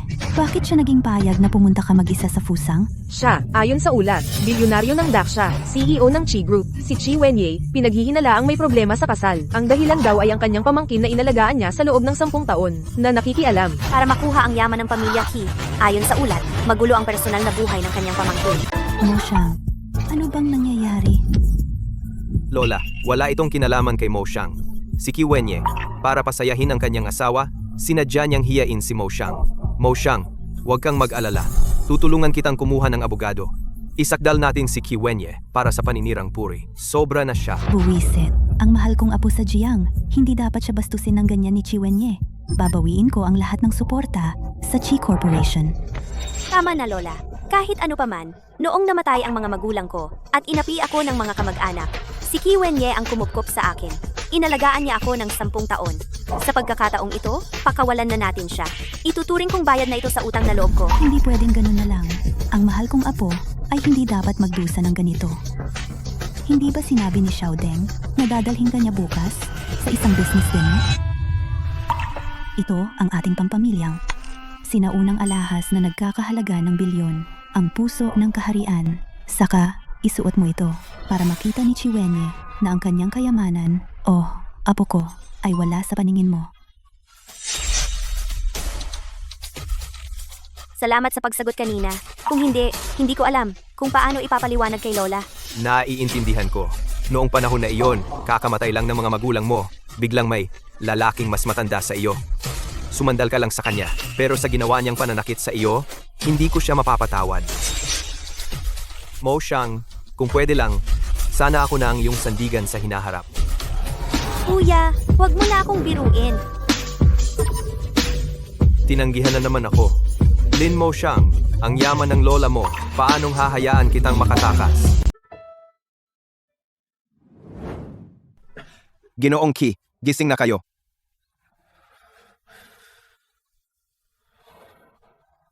Gaano ako katagal nakatulog? Nawalan kayo ng malay ng isang araw at isang gabi. Ginoong Qi, saan kayo pupunta? Pupunta sa Dijing Hotel. Si Mo Xiang ay simple ang isip. Hindi niya kayang hawakan ng business banquet. Mr. Qi, sa inyong kasalukuyang kondisyon, huwag na huwag kayong makakaranas ng anumang panlabas na istimulus. Kung hindi, ang tumor sa utak ay maaaring pumutok anumang oras at may panganib ng matinding pagdurugo. Oo nga. Umalis kayo. Ginoong Qi. Ginoong Qi.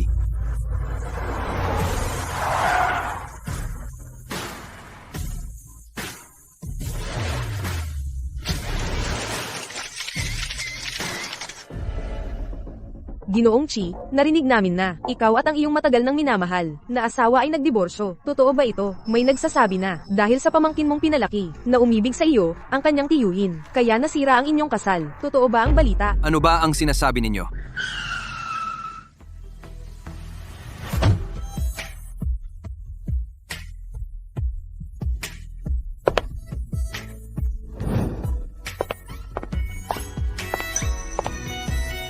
Wow, sino kayang mayamang dalaga ito? Napakaganda. Sa tabi niya, parang sikat na medical expert mula sa Fusang. Si Deng Xian ba? Maganda at matalino. Bagay na bagay. Hindi ko ba sinabi sa'yo na hindi ka pwedeng makasama siya? Tito, kung sino ang gusto kong makasama, karapatan ko yon. Tito, Siya si President Xi, pamangkin na hindi kadugo. Miss Lin, mayroon ka ng napakagaling na boyfriend. Bakit mo pa kailangan? Akitin ang iyong tito. Sir-an ang relasyon ng iba. Hindi ka ba nahihiya? Igilan nyo na ang pagkuha ng litrato. Tumigil ka! Babe, bakit hindi mo ako hinintay? Ikaw, Kung itutulak mo ako ngayon, tiyak na mapapahiya si Lin Mosang. Sabi ko sa inyo, mga mamamahayag, nagkaroon lang kami ng asawa ko ng maliit na hindi pagkakaintindihan. Bakit naman kayo nagkalat ng ganoong kalaking chismis? ibig sabihin hindi nagdiborsyo si President Qi at ang kanyang asawa. At hindi rin, ang tinatawag na pamangkin, naging third party. Siyempre naman, ako ang kanyang unang pag-ibig. Sumumpa ang asawa ko maliban sa akin. Hindi siya magmamahal ng ibang babae. Tama ba, mahal? Umalis na rin tayo.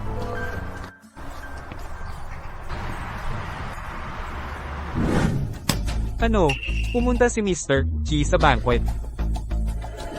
Xiao Ho, Magandang araw, Mr. Zheng. kunin ang malaking regalo. Ang aking itinatanging ginseng na 3,000 taon. At ang 1,000 taon na emperador na Jade. Ilabas lahat. Mr. Zheng, kahit gaano pa kagaling si Mr. Qi, isa lang siyang mayaman sa Daxia. Kailangan ba talagang ganito, kaenggrande, ang pagtanggap sa kanya? Wala kang alam. Si Mr. Qi ay mababa lang ang profile.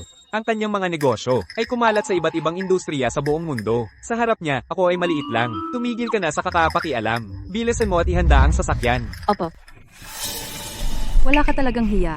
Sinasabi mong humiwalay ka kay Eye, pero ginagastos mo ang pera niya sa pagbili ng alahas. At dinadala mo pa ito ng walang hiya.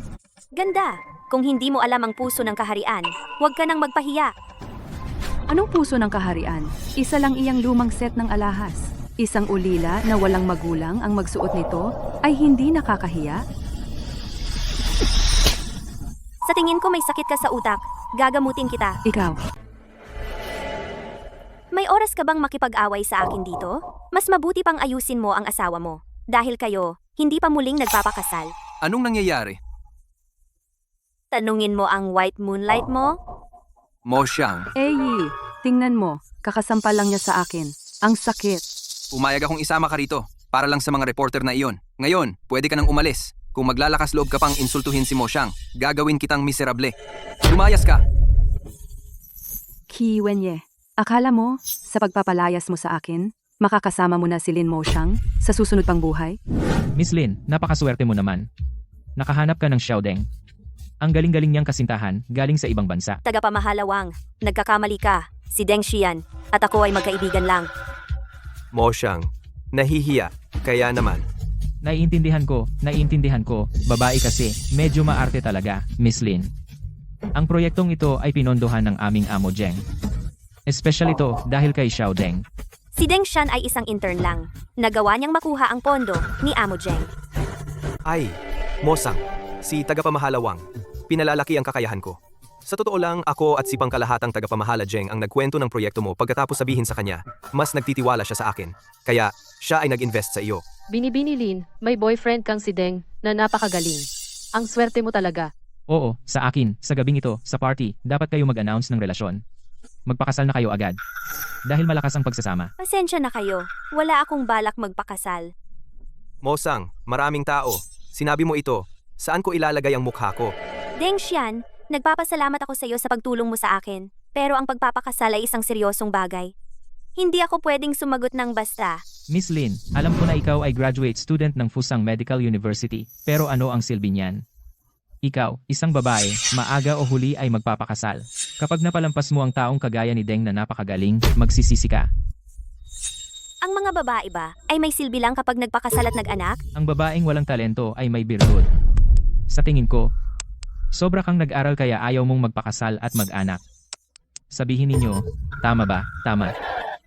May boyfriend kang napakagaling na si Deng, namimili pa siya. Talagang sakim. Oo nga, Ang babaeng walang talento ay may birtud. Ibig sabihin nito ay dapat ang babae ay may kababaang loob at mabuting asal, hindi ang pagtanggi sa kakayahan ng babae.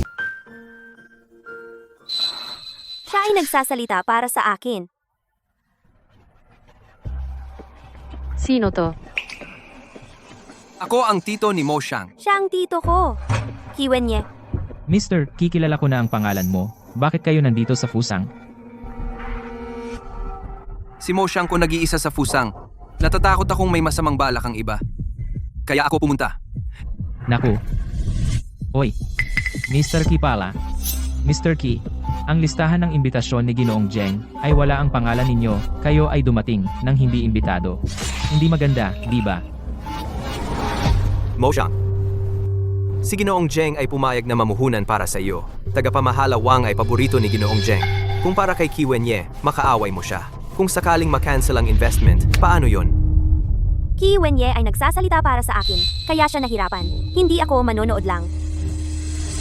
Tito, kasama ko si Deng Xian, tahimik ang loob ko. Huwag kang mag-alala sa akin. Maaari ka nang umuwi. Pwede na akong panatag Mo Xiang, ilang araw mo pa lang siyang kilala? Ako at ikaw 10 taon tayong magkasama. Para sa kanya.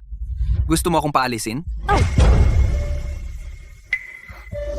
Noong una, sinabi mo tito, na gusto mong huwag akong laging umasa sa iyo. Nakalimutan mo na ba? Oh. King, huwag kang matakot. Tito, nilalagnat ako. 40 degree na ang lagnat ko. Samahan mo ako sa ospital, pwede? Ilang taon ka na ba? Kailangan mo pang may kasama sa ospital? Ikaw na lang mag-isa. Bilisan mo. Pero, Si King ay takot sa kulog. Kailangan ko siyang samahan. Adult ka na. Kailangan mong maging independent. Huwag laging umasa sa akin. ngayon, nakahanap na ako ng taong maaasahan. Hindi na ako aasa sa iyo. Hindi ka ba dapat masaya para sa akin? Mo Xiang. Dati, napabayaan ko ang nararamdaman mo. Kasalanan ko. May kasalanan ako. Ikaw ang mayamang tao ng Dasha na si Qi Wenye. Ano bang kasalanan mo? Oo nga, Mr. Qi. Sa tingin ko, dapat bumalik ka na lang sa Dasha. Aalagaan ko si Mo Xiang. Huwag mo siyang hawakan ng marumi mong kamay. Siya ay akin. Ikaw, Tayo. Ikaw na tito. Mahal mo pala ang sarili mong pamangkin. Xiaodeng, bakit ka nakahanap ng ganitong? Walang hiyang kasintahan. May relasyon pala sa sarili niyang tito. Hoy, huwag kayong magkamali. Ang girlfriend ko, sa kanyang tiyuhin, naghiwalay na. Siya talagang ayaw bitawan. Deng ang personal mong bagay hindi ko gustong makialam. Pero ngayong gabing ito ay napakahalaga. Sinabi ni Zheng Zong may importanteng tao na darating ngayon. At siya mismo ang sasalubong. Kung ikaw ang magpapalpak nito, kapag magalit si Zheng Zong, pananagutin kita. Mo Xiang, marami akong magandang sinabi kay Zheng Zong para bigyan ka ng investment. Ngayon, ang iyong tiyuhin ay nagwawala sa party. Kapag dumating si Zheng Zong, mahirap akong mag-explain. Ang ibig mong sabihin, si Zheng Yimin ay nag-invest sa proyekto ni Mo Xiang. Dahil sa iyo? Siyempre naman, sinabi pa niya na si Mo Xiang ay girlfriend ko, kaya siya nag-invest ng todo. Tama. Si Xiaodeng ay sa Zheng Group natin alam ng lahat mula taas hanggang baba na isang elite na galing sa abroad. Ang taong pinili ni Zheng Zong, ang pag-asa ng Zheng Group natin. Xiaodeng kami sa hinaharap ay umaasa sa iyong suporta. Uy, huwag tawaging Xiaodeng. Dapat tawaging Deng Zong. Tama. Deng Zong. Deng Zong. Ang babait ninyo. Magtulungan tayo. Boss Qi, hindi ka pa umaalis? Ang aking pag-alis o pananatili? Hindi mo pa dapat pakialaman. Chi Wenye, sa tingin ko, matanda ka na mahina na ang mata mo, di ba? Tingnan mong mabuti. Ito hindi ito daksiya. Ito ay fusang. Binibigyan kita ng huling pagkakataon. Aalis ka o hindi? Paano kung hindi ako umalis? Hindi aalis, di ba? May tao ba? Itapon ninyo siya palabas? Tigil. Oy, Mang Zheng, bakit ka nandito? Bakit hindi mo sinabi sa akin ng maaga? Para masundo kita. Tigilan mo ang pagsipsip. Sinasabi ko sa'yo, may importanteng bisita ngayon. Dapat mong asikasuhin ng maayos. Ginawa mong magulo ang banquet. Ayaw mo na yata sa trabaho mo. Mang Zheng, wala akong kinalaman dyan. May dumating na manggugulo ngayon. Oo nga, siya. Galing sa Daxia. Daksha. Ang likod ng taong ito. Bakit pamilyar? Bata, pinapayuhan kita. Umalis ka na agad. Kung maabala mo, ang pagtanggap ko ngayon ang importante. Pagsisisihan mo. Umalis ka na. Huwag mong awayin ang lokal. Hindi mo kailangang galitin siya. Mo Xiang, nag-aalala ka ba sa akin? Alam ko na. Siguradong may pagtingin ka sa akin. Bitawan mo ang nobya ko. Mang Shen, pasensya na. Ang tito ko. Nag-aalala lang siya sa akin. Papaalisin ko na siya. Ikaw si Lin Mo Xiang. Siya ay.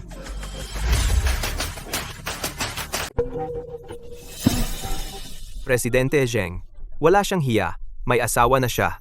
Pipilitin niya sustentuhan ang kasintahan ko ng ilang taon, matandang kumakain ng batang damo. Tiyuhin mo siya. Mali yata, Presidente Zheng. Sa edad si Qi Wenye dapat ay tiyuhin ni Deng hindi naman tito. Lolo ko siya. Matandang Zheng, ang tawag mo sa akin ay napakatanda. Sinusumpa mo ba akong mamatay ng maaga? Ay nako, ang bunganga ko talaga. Presidente Qi, bata pa kayo. Hindi naman kayo matanda. Sana mabuhay kayo ng matagal. Haha, aba. Ano ba talaga ang nangyayari? Oo nga, close ba kayo? Hindi. Isang maliit na tao na tulad ko. Sa buong buhay ko, makaisang makita si Presidente Qi. Sapat na para sa akin. Ipagmalaki sa inuman habang buhay. Dahil ang kanyang negosyo ay nasa buong mundo. Pangalawa lang sa pamilya Lin.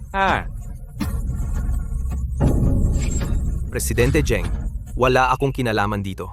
Si tagapamahala Wang ang nagsabi sa akin na si Presidente Qi ay walang kwenta sa fusang intern lang ako. Wala akong alam. Lahat ito ay kanyang desisyon. Isa lang siyang intern. Ginoong Zheng. Si Deng Xian lang ang nagkakalat ng kasinungalingan. Siya ang nangudyok sa akin. Ginoong Zheng, patawarin mo na ako. Hindi na ako maglalakas loob. Kayong dalawa, wala sa inyo ang mabuti. Naglakas loob kayong galitin si Ginoong Qi. Tao, itapon ninyo silang dalawa sa labas. Harangan sila sa buong lungsod. Gagawin ko silang dalawa, kahit maglimos ay walang lugar. Opo. Bitawan. Mo Xiang, magsalita ka naman. Nagalit ako sa tiyuhin mo, para lang mailabas mo ang galit mo. Ginoong Jeng, maaari mo bang pakawalan si Deng Xian sa pagkakataong ito? Miss Lin, alam ko ang ibig mong sabihin. Pero, si Ginoong Chi ang kanyang nagalit. Ito, dapat itanong kay Ginoong Chi ang desisyon. Lin Mo Shang, magtanong ka na. Huwag mong kalimutan, kung wala ang salita ko, hindi ka papautangin ni Ginoong Jeng. Tahimik. Mo Shang, gusto mo bang pakawalan ko siya? Dahil ba talaga gusto mo siya? Ayaw mo talaga akong kasama? Oh, lagi kong sinasabi, hindi na kita mahal. Bakit mo pa ako hinahabol? Ano ba ang kailangan kong gawin para pakawalan mo ako? Talaga bang gusto mo akong iwan? Oh, Gusto ko talaga iwan kalubusan kang iwan. Kung maaari, mas gugustuhin ko pang sa buong buhay ko wala akong kinalaman sa iyo. kahit na ba? Isang araw mamatay ako. Hindi ka na darating tingnan ako. Hindi. Isasama kita sa ospital.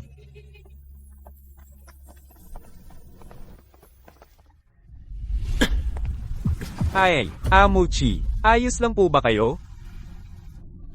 Kayo po ang nag-utos.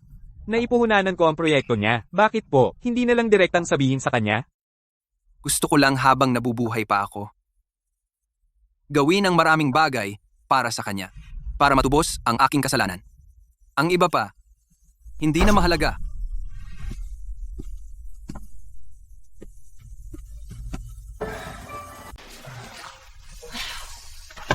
Grabe naman.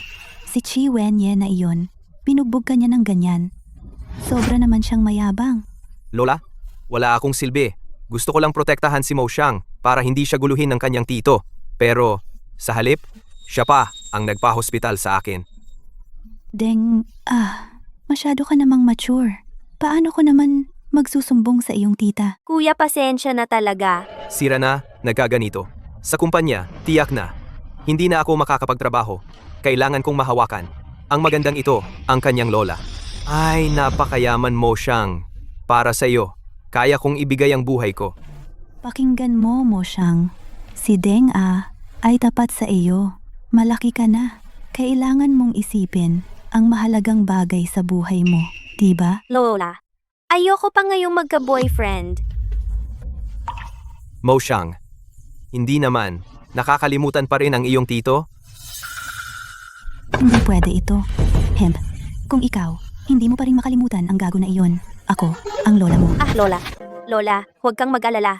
Matagal ko nang nakalimutan si Ki Wenye. Hindi na ako babalik. Sige, iyan ang apo kong tunay. Tama na. Gabi na.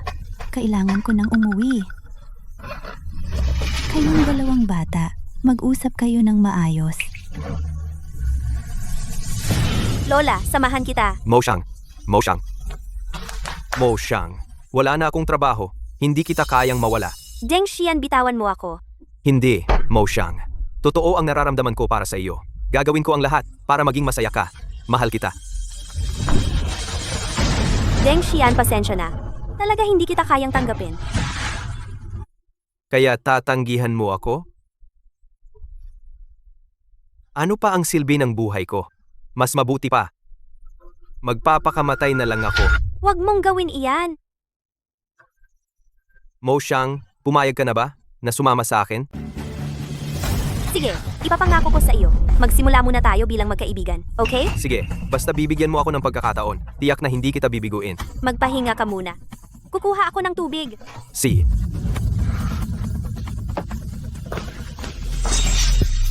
Mukhang si Lin Mo Shang ay hindi na magiging girlfriend mo. Ang plano mong magmana ay mabibigo na. Ganito. Bakit hindi na lang ikaw ang maging girlfriend ko? Huwag ka nga. Ang plano ko ay nagsisimula pa lang. Nasaan ang gusto ko? Mahirap ko itong nakuha na mamahaling gamot. Tulad ng gamot na ibinigay kay Chi Wenye noon na eksaktong pareho. Paano mo ako pasasalamatan?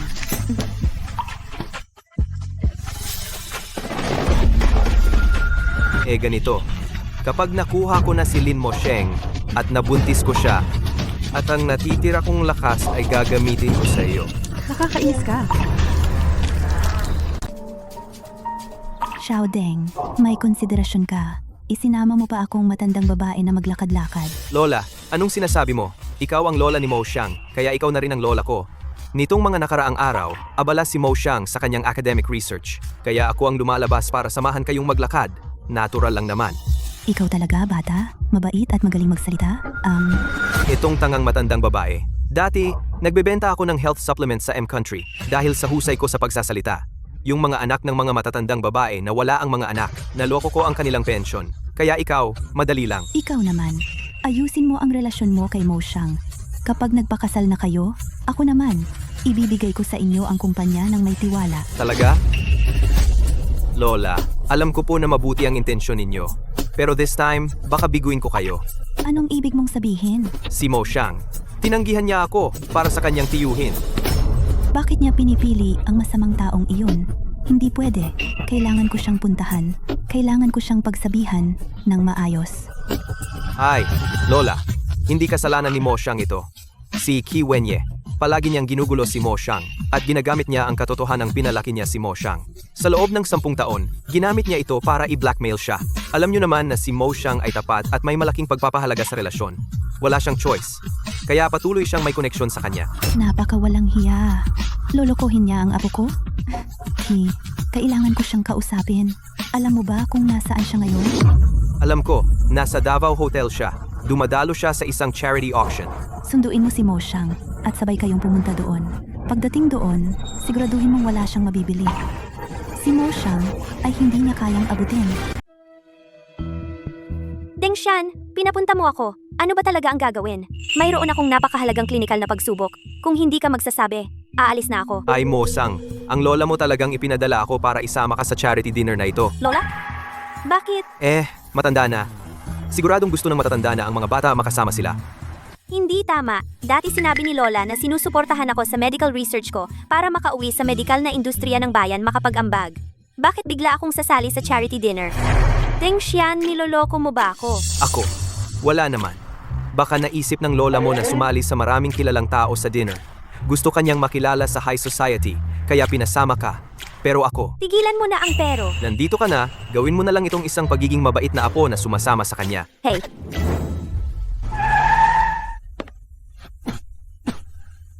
Aye, Huwag mo akong hawakan. aye. Natatakot ka bang malaman ng iba na hindi tayo magkasundo? Na si Lin Mo Sang ay isang kabit? Ngayon si Lin Mo Shuang ay isang bagong bituin sa medisina. Hindi mo naman gusto na tawagin siyang kabit ng iba at masira ang kanyang pangalan. Marami akong pagkukulang kay Mo Xiang. Hindi ko na siya dapat abalahin pa.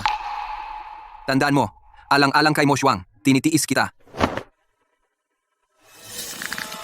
Qi Wenye, napakasama mo sa akin. Huwag kang magalit kung sasaktan kita sa puso.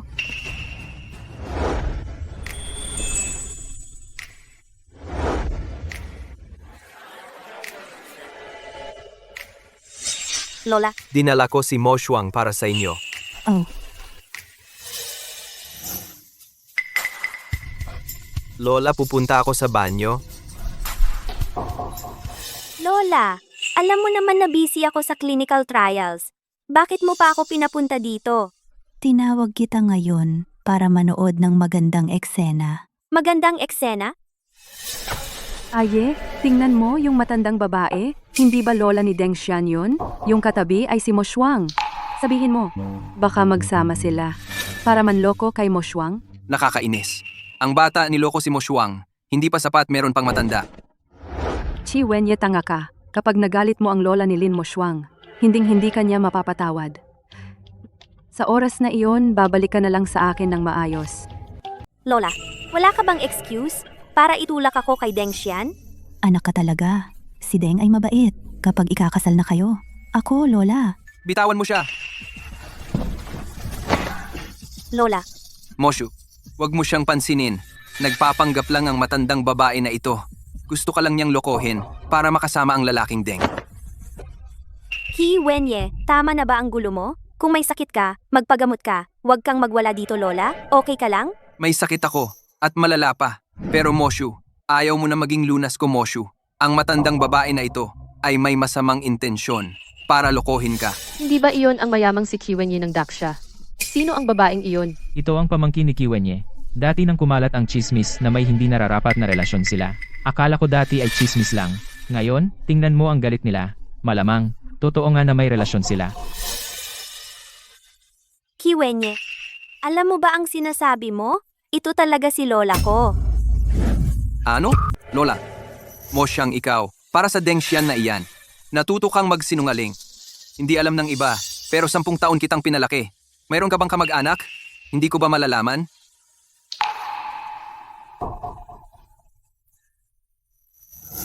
Pasensya na. Kanina, nagmadali lang ako. Masyadong nagmamadali. Kiwenye, akala mo ba sa mundong ito, wala akong ibang kamag-anak? Kaya mo ako laging ginugulo? Sa tingin mo ba? Babalik ako sa iyo?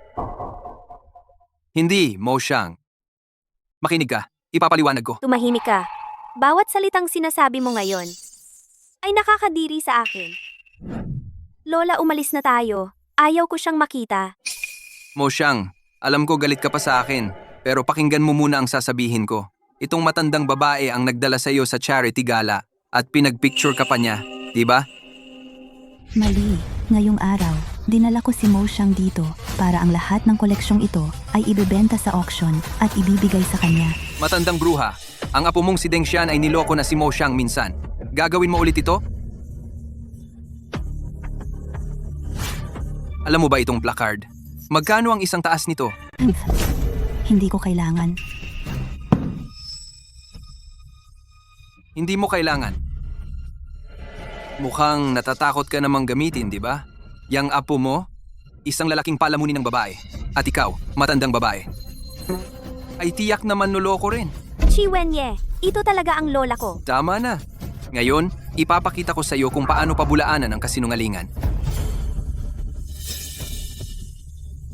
Ako si Kiwenye, pampublikong nagsasabi. Ngayon, lahat ng auction items, kahit ano pa ang huling presyo, bibilhin ko ng dobleng presyo.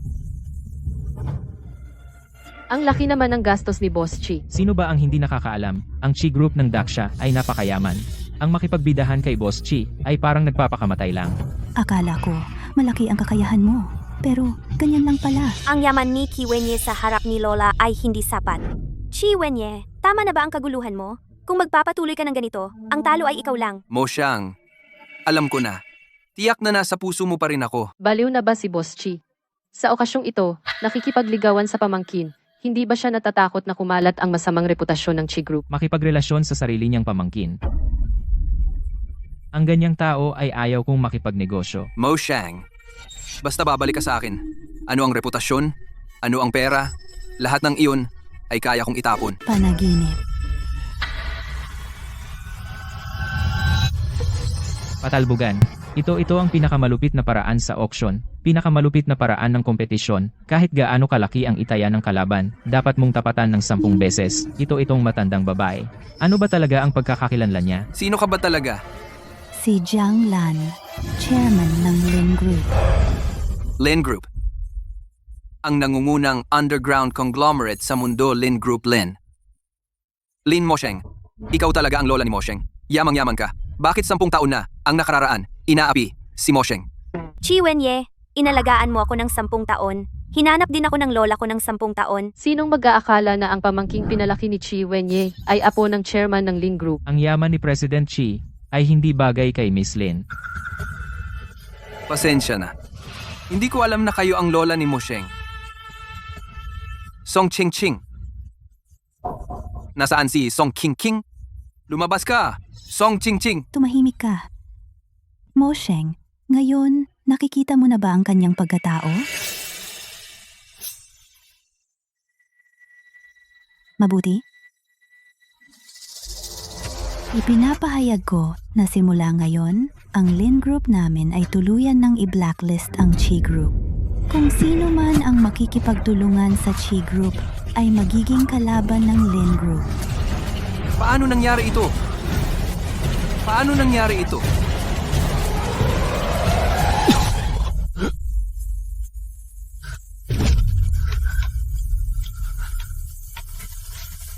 Ang presyo ng share ng Chi Group ay 3 araw na sunod-sunod, bumagsak hanggang sa limit. Ang presidente ng Chi Group na si Chi Wenye, nahimatay dahil sa sobrang stress, na ospital agad. Mo Xian, Sa tingin mo ba, Lola, ay masyadong malupit? Wala po. Okay lang. Si Kiwenye, nagwapo. Kung sa susunod, ay gagamitin kanya sabihin mo sa Lola. Itatapon siya ni Lola sa dagat para pakainin sa isda. Pananakot?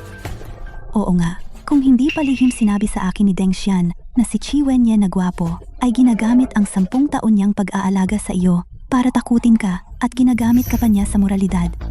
Hindi naman ako ginamit ni Kiwenye. Bakit sinabi ni Deng Xian iyon kay Lola? Wala po. Baka ang lola mo ay iniisip na ang mga dumalo sa banquet na ito ay maraming mga kilalang tao gusto kang ipakilala sa high society, kaya pinasama ka. Lola, pinapunta ninyo ako sa charity banquet. Si Deng Xian ba ang nagmungkahi? Ayaw ni Mo Shan na makasama si Deng Xian. Hindi ko pwedeng malaman niya na malapit ako kay Deng Xian. Hindi ako ang nagpasama sa kanya para ihatid ka. Mukhang napaisip ako ng sobra. Mo Shan, si Deng Xian, ang batang ito ay talagang kaaya-aya. Ang medical check-up sa ospital, mahirap makakuha ng appointment. Nagpa-appointment siya sa pamamagitan ng kanyang koneksyon at pinasuri pa ako, natuklasan na may high blood pressure ako. At pina-ospital pa ako. Yung charity banquet na sinalihan ni Chi Wenye ang charity banquet. Kahit siya ang nagdala sa akin, pero pagdating doon, umalis siya para iwasan ang chismis. Ang batang ito ay marunong lumayo. Lola, paano nalaman ni Deng Xian na sinalihan ni Ki Wenye ang charity banquet? Ang ibig mong sabihin, si Deng ay palaging nakabantay sa bawat galaw ni Chi Wenye. Ginamit ang hapunang ito para pilitin akong iban ang Chi Group. Itong si Deng, niloko niya ako. Siguro sobra lang siyang nag-aalala para sa'yo. Natatakot siyang kunin ka ni Ki Wenye. Lola, hindi mo ba naisip na ang ginawa ni Deng Xian ay masyadong masama? Ang paghabol sa isang tao dapat ay sa pamamagitan ng katapatan? Tama ka rin naman. Itong si Deng medyo nagmamadali rin ang ugali niya. Alam kong hindi mo talaga gusto si Deng. Pero huwag kang mag-alala. Sa loob ng 2 araw, magdarao si Lola ng isang hapunan. Ipapunta ko ang lahat ng magagaling sa buong mundo. Sa oras na iyon, pumili ka ng isa. Lola, tigilan mo na yan. Ngayon, inuuna ko ang pag-aaral ko. Kapag ako ay nakalutas na sa problema ng paggamot ng brain tumor, saka mo na isipin ang kasal ko. Sige. Makikinig si Lola sa'yo. Nag-iingat na si Lin Mo Shuang sa akin. Mukhang isa na lang ang natitira kong paraan.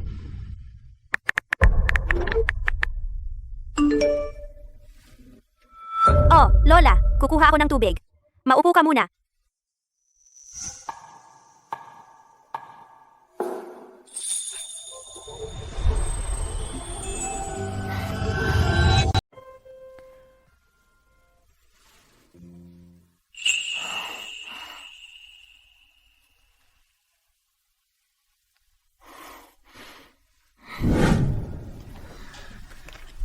Kumalat na ang cancer cells, pinipigan ito ang optic nerve at auditory nerve. Kung ito ay magpapatuloy ng ganito, sa loob ng 3 araw mabubulag ka at mabibingi. Ginoong Ki, sundin mo ang payo ng doktor at pumunta ka agad sa bansang M para magpagamot. Hindi na. Sige, magbulag na lang.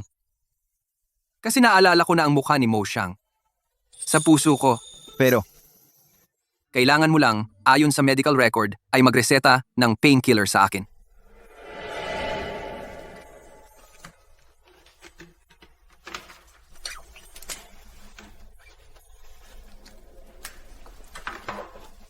Kunin mo itong diagnosis report at pumunta sa botika para kunin ang gamot.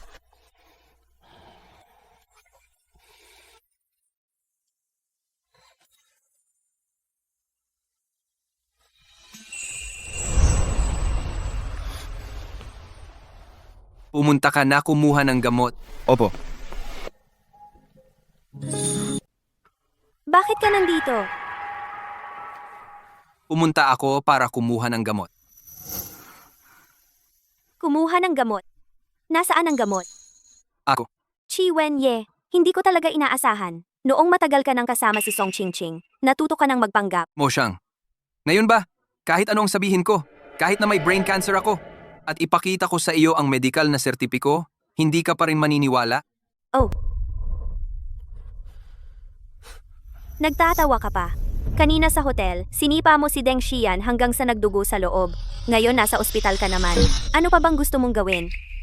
Binabalaan kita. Ngayon ay may batas na lipunan. Kung magagawa mo pa ang anumang gulo, tatawag ako ng pulis. Ide-deport ka ng pulis. Mo Xiang, pwede mong hindi ako paniwalaan? Ngunit kailangan mong mag-ingat ng husto, Deng Xian, dahil siya...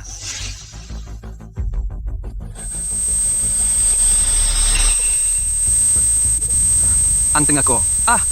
Anong nangyari sa iyo? Lin Mo Xiang, wala ka bang hiya? May boyfriend ka na? Aakitin mo pa ang iyong tiyuhin. Tamad akong makipag-usap sa iyo. Tatanungin kita, anong nangyari kay Qi Wenye? Bakit siya nasa ospital? Mukhang hindi makarinig si Qi Wenye. Buti naman, nagpaplano kaming mag-anak ng iyong uncle. Hindi lang siya nag-almusal. Mababa lang ang asukal sa dugo nang pumunta siya rito. Sana magkaanak na kayo. Mo Xiang, lumayas ka. Mr. Qi, ano ang nangyari sa iyo? Mr. Qi, Ang tenga ko. Hindi na nakakarinig. Mr. Qi,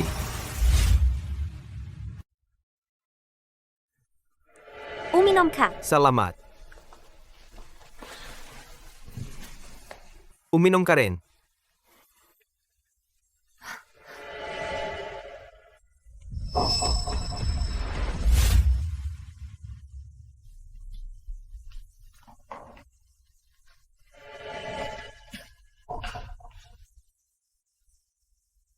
Mr. Qi, gising ka na.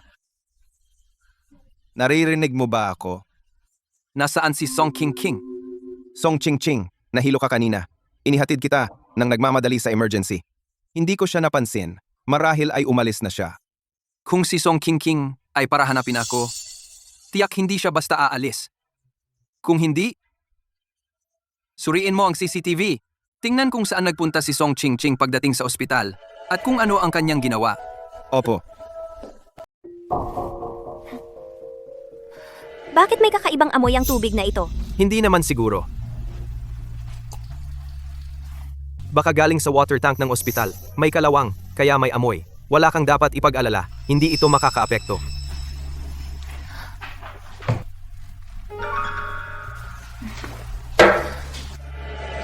Gabi na, uuwi na muna ako. Babalik ako bukas para bisitahin ka. See ya. Ano ang nangyayari? Bakit nahihilo ako? Lin Mosang, sa tingin ko, sa pagkakataong ito, paano mo ako tatanggihan? Naglagay ka ng gamot sa tubig. Tama. At ito ay high-end. Tulad ngang ginawa ni Song Ching kay Qi Wenye dati. Pero ginamit ko ito sa iyo. Bitawan mo ako. Pakawalan mo ako.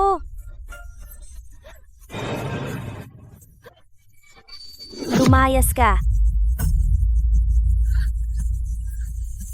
Buisit. Maglalaban ka ba?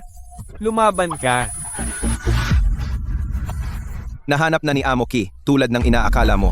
Si Song Ching ay pumunta sa ospital, hindi para magpatingin, kundi para maghanap ng tao. Sino ang nasa silid na ito? Si Deng Xian Bakasia at si Song King nagsasama na. Paano naging siya?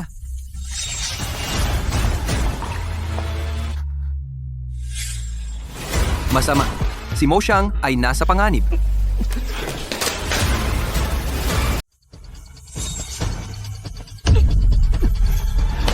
Ginoong Qi, hindi ka pwedeng gumalaw ng matindi. Umalis ka.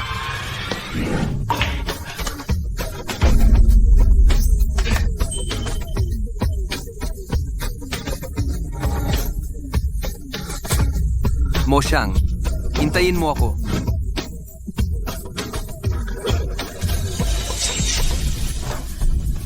Hindi mo alam kung ilang beses ka na nahawakan ng tiyuhin mo. Dapat kang magpasalamat at hinawakan kita. Si Qi Wenye ay malupit pero hindi siya kasing dungis mo. Kung susubukan mo akong hawakan, hindi ka patatawarin ng pamilya ko. Hahawakan na kita. Kapag buntis ka na sa anak ko, tingnan natin kung ikukulong mo ang ama ng bata. Huwag mo akong hawakan. Tito, tulungan mo ako. Moshang! Ay, Sao Shushu. Moshang! Sinong nangahas sumira ng plano ko? Xiao Shushu gising. Xiao Shushu ah. Tingnan natin. Sino pa ang magliligtas sa iyo? Tigil! Mr. Chi, Xiao Shushu, anong nangyari? Gising! Huwag mo akong takutin! Gising! Tawag ng doktor! Doktor, tulong! Mr. Ki gising, Mr. Ki. Xiao Shushu, manatili kang malakas! Pasensya na. Moshang, Hindi!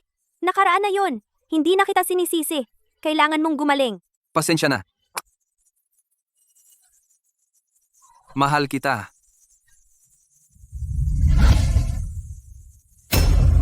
Wag! Naghihintay ang pamilya sa labas.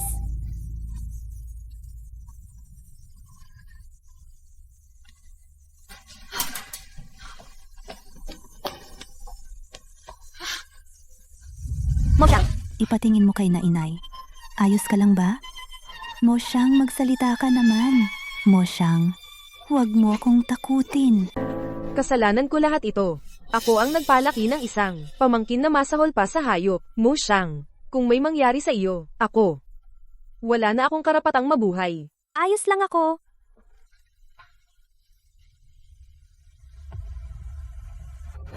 Doktor, kumusta na ang aking tiyuhin? Okay na ang mga sugat niya, pero sumabog ang tumor sa kanyang utak. Tumor sa utak? Paano siya nagkaroon ng tumor sa utak? Bakit hindi ko alam? Bakit walang nagsabi sa akin? Bakit hindi ninyo sinabi sa akin? Naku! Moshang, huwag kang ganyan. Bakit hindi ninyo sinabi sa akin? Bakit? Moshang, kumalma ka. Si Mr. Ki ang nag-utos na huwag sabihin sa iyo. Ano?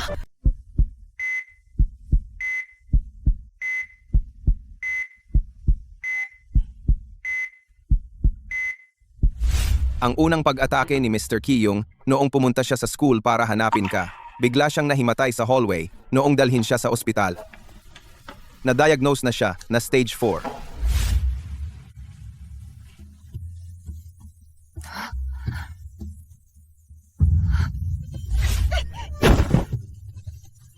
Noon pa pala? May sakit na pala siya. Sabi ng doktor, 1 buwan na lang ang itatagal niya. Pinapayuhan siyang pumunta sa bansang M para sumailalim sa pinakabagong targeted therapy para mas tumagal pa siya. Pero tumanggi siya. Bakit?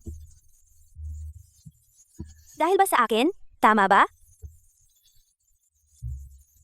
Gusto niya sa huling sandali. Nabantayan ka. Diyos ko, binigyan mo ako ng bagong buhay. At bakit mo pinayagan na maging mabuti si Ki Wenye?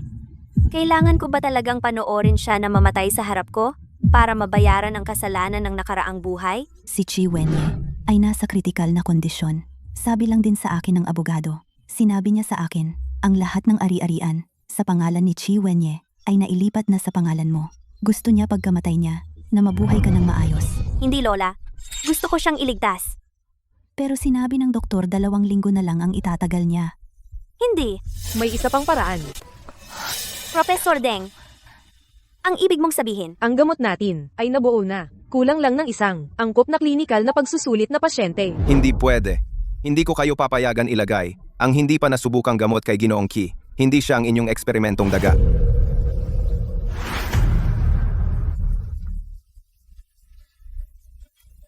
Ang proyekto natin ay matagumpay na naisagawa dahil sa pamumuhunan ni Ginoong Zing. Ngunit ang pamumuhunan ni Ginoong Zing ay sa utos ni Chi Wenye.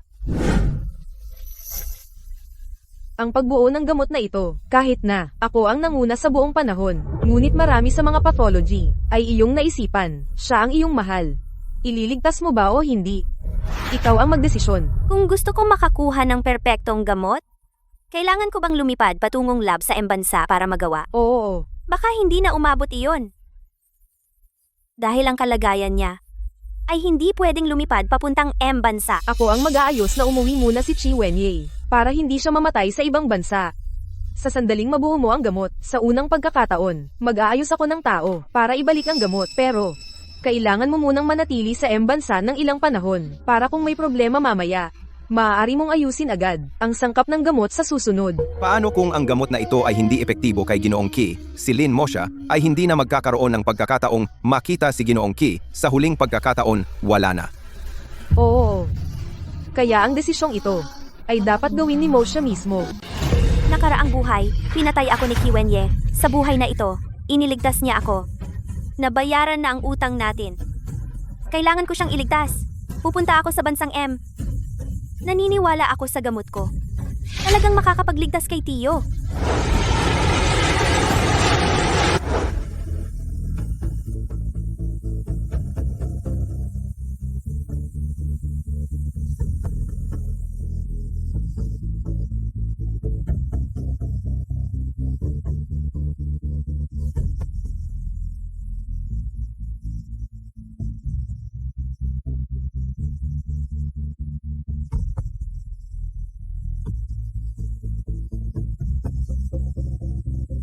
Ki Wenye, hindi mo pa nababayaran ang utang.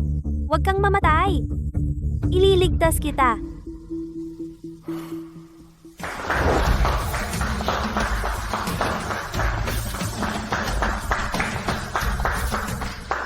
Dr. Lin, balita ko ang gamot na binuo mo sa paggamot ng brain cancer ay nagkaroon ng malaking epekto na nagpapahintulot sa mga taong naghihirap mula sa cancer sa loob ng bansa. Karaniwang tao ay magagamot na. Ano ang nagtulak sa iyo upang gawin ang napakagandang tagumpay na ito? Ang aking pamilya. Hindi. Ang taong mahal ko. Siya ay may brain cancer at naniniwala ako, kaming mga taga-Daxia ay magkakaroon ng sarili naming gamot para sa cancer at hindi na umaasa sa mga mahal na imported na gamot.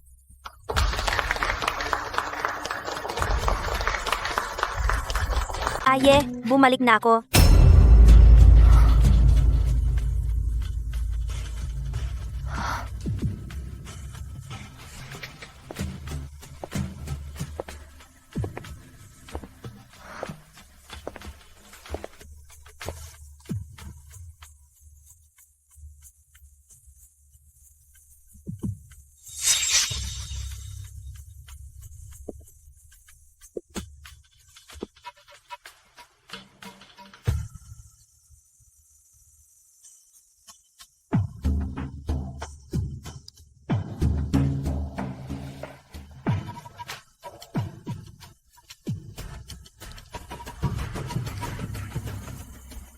Moshang, parang nakita kita sa sulat. Habang walang malay, paulit-ulit akong nananaginip. Paulit-ulit akong nananaginip ng isang panaginip. Sa panaginip, isinakripisyo mo ang iyong sarili para iligtas ako noong lasing ako sa gamot na Chino. Buntis ka sa akin. Nagpakasal tayo. Pero para kay Song King, pinatay ko ikaw at ang anak natin na 10 buwan na sa iyong sinapupunan. Pagkatapos kong magising, hindi ko mapapatawad ang sarili ko, kaya kailangan kong umalis para tubusin ang kasalanan. Naway maging masaya ka sa natitirang buhay mo. Ki Wenye. Ki Wenye, sino ang nagpayag sa iyo na umalis? Sa panibagong buhay na ito, hinding-hindi kita hahayaan.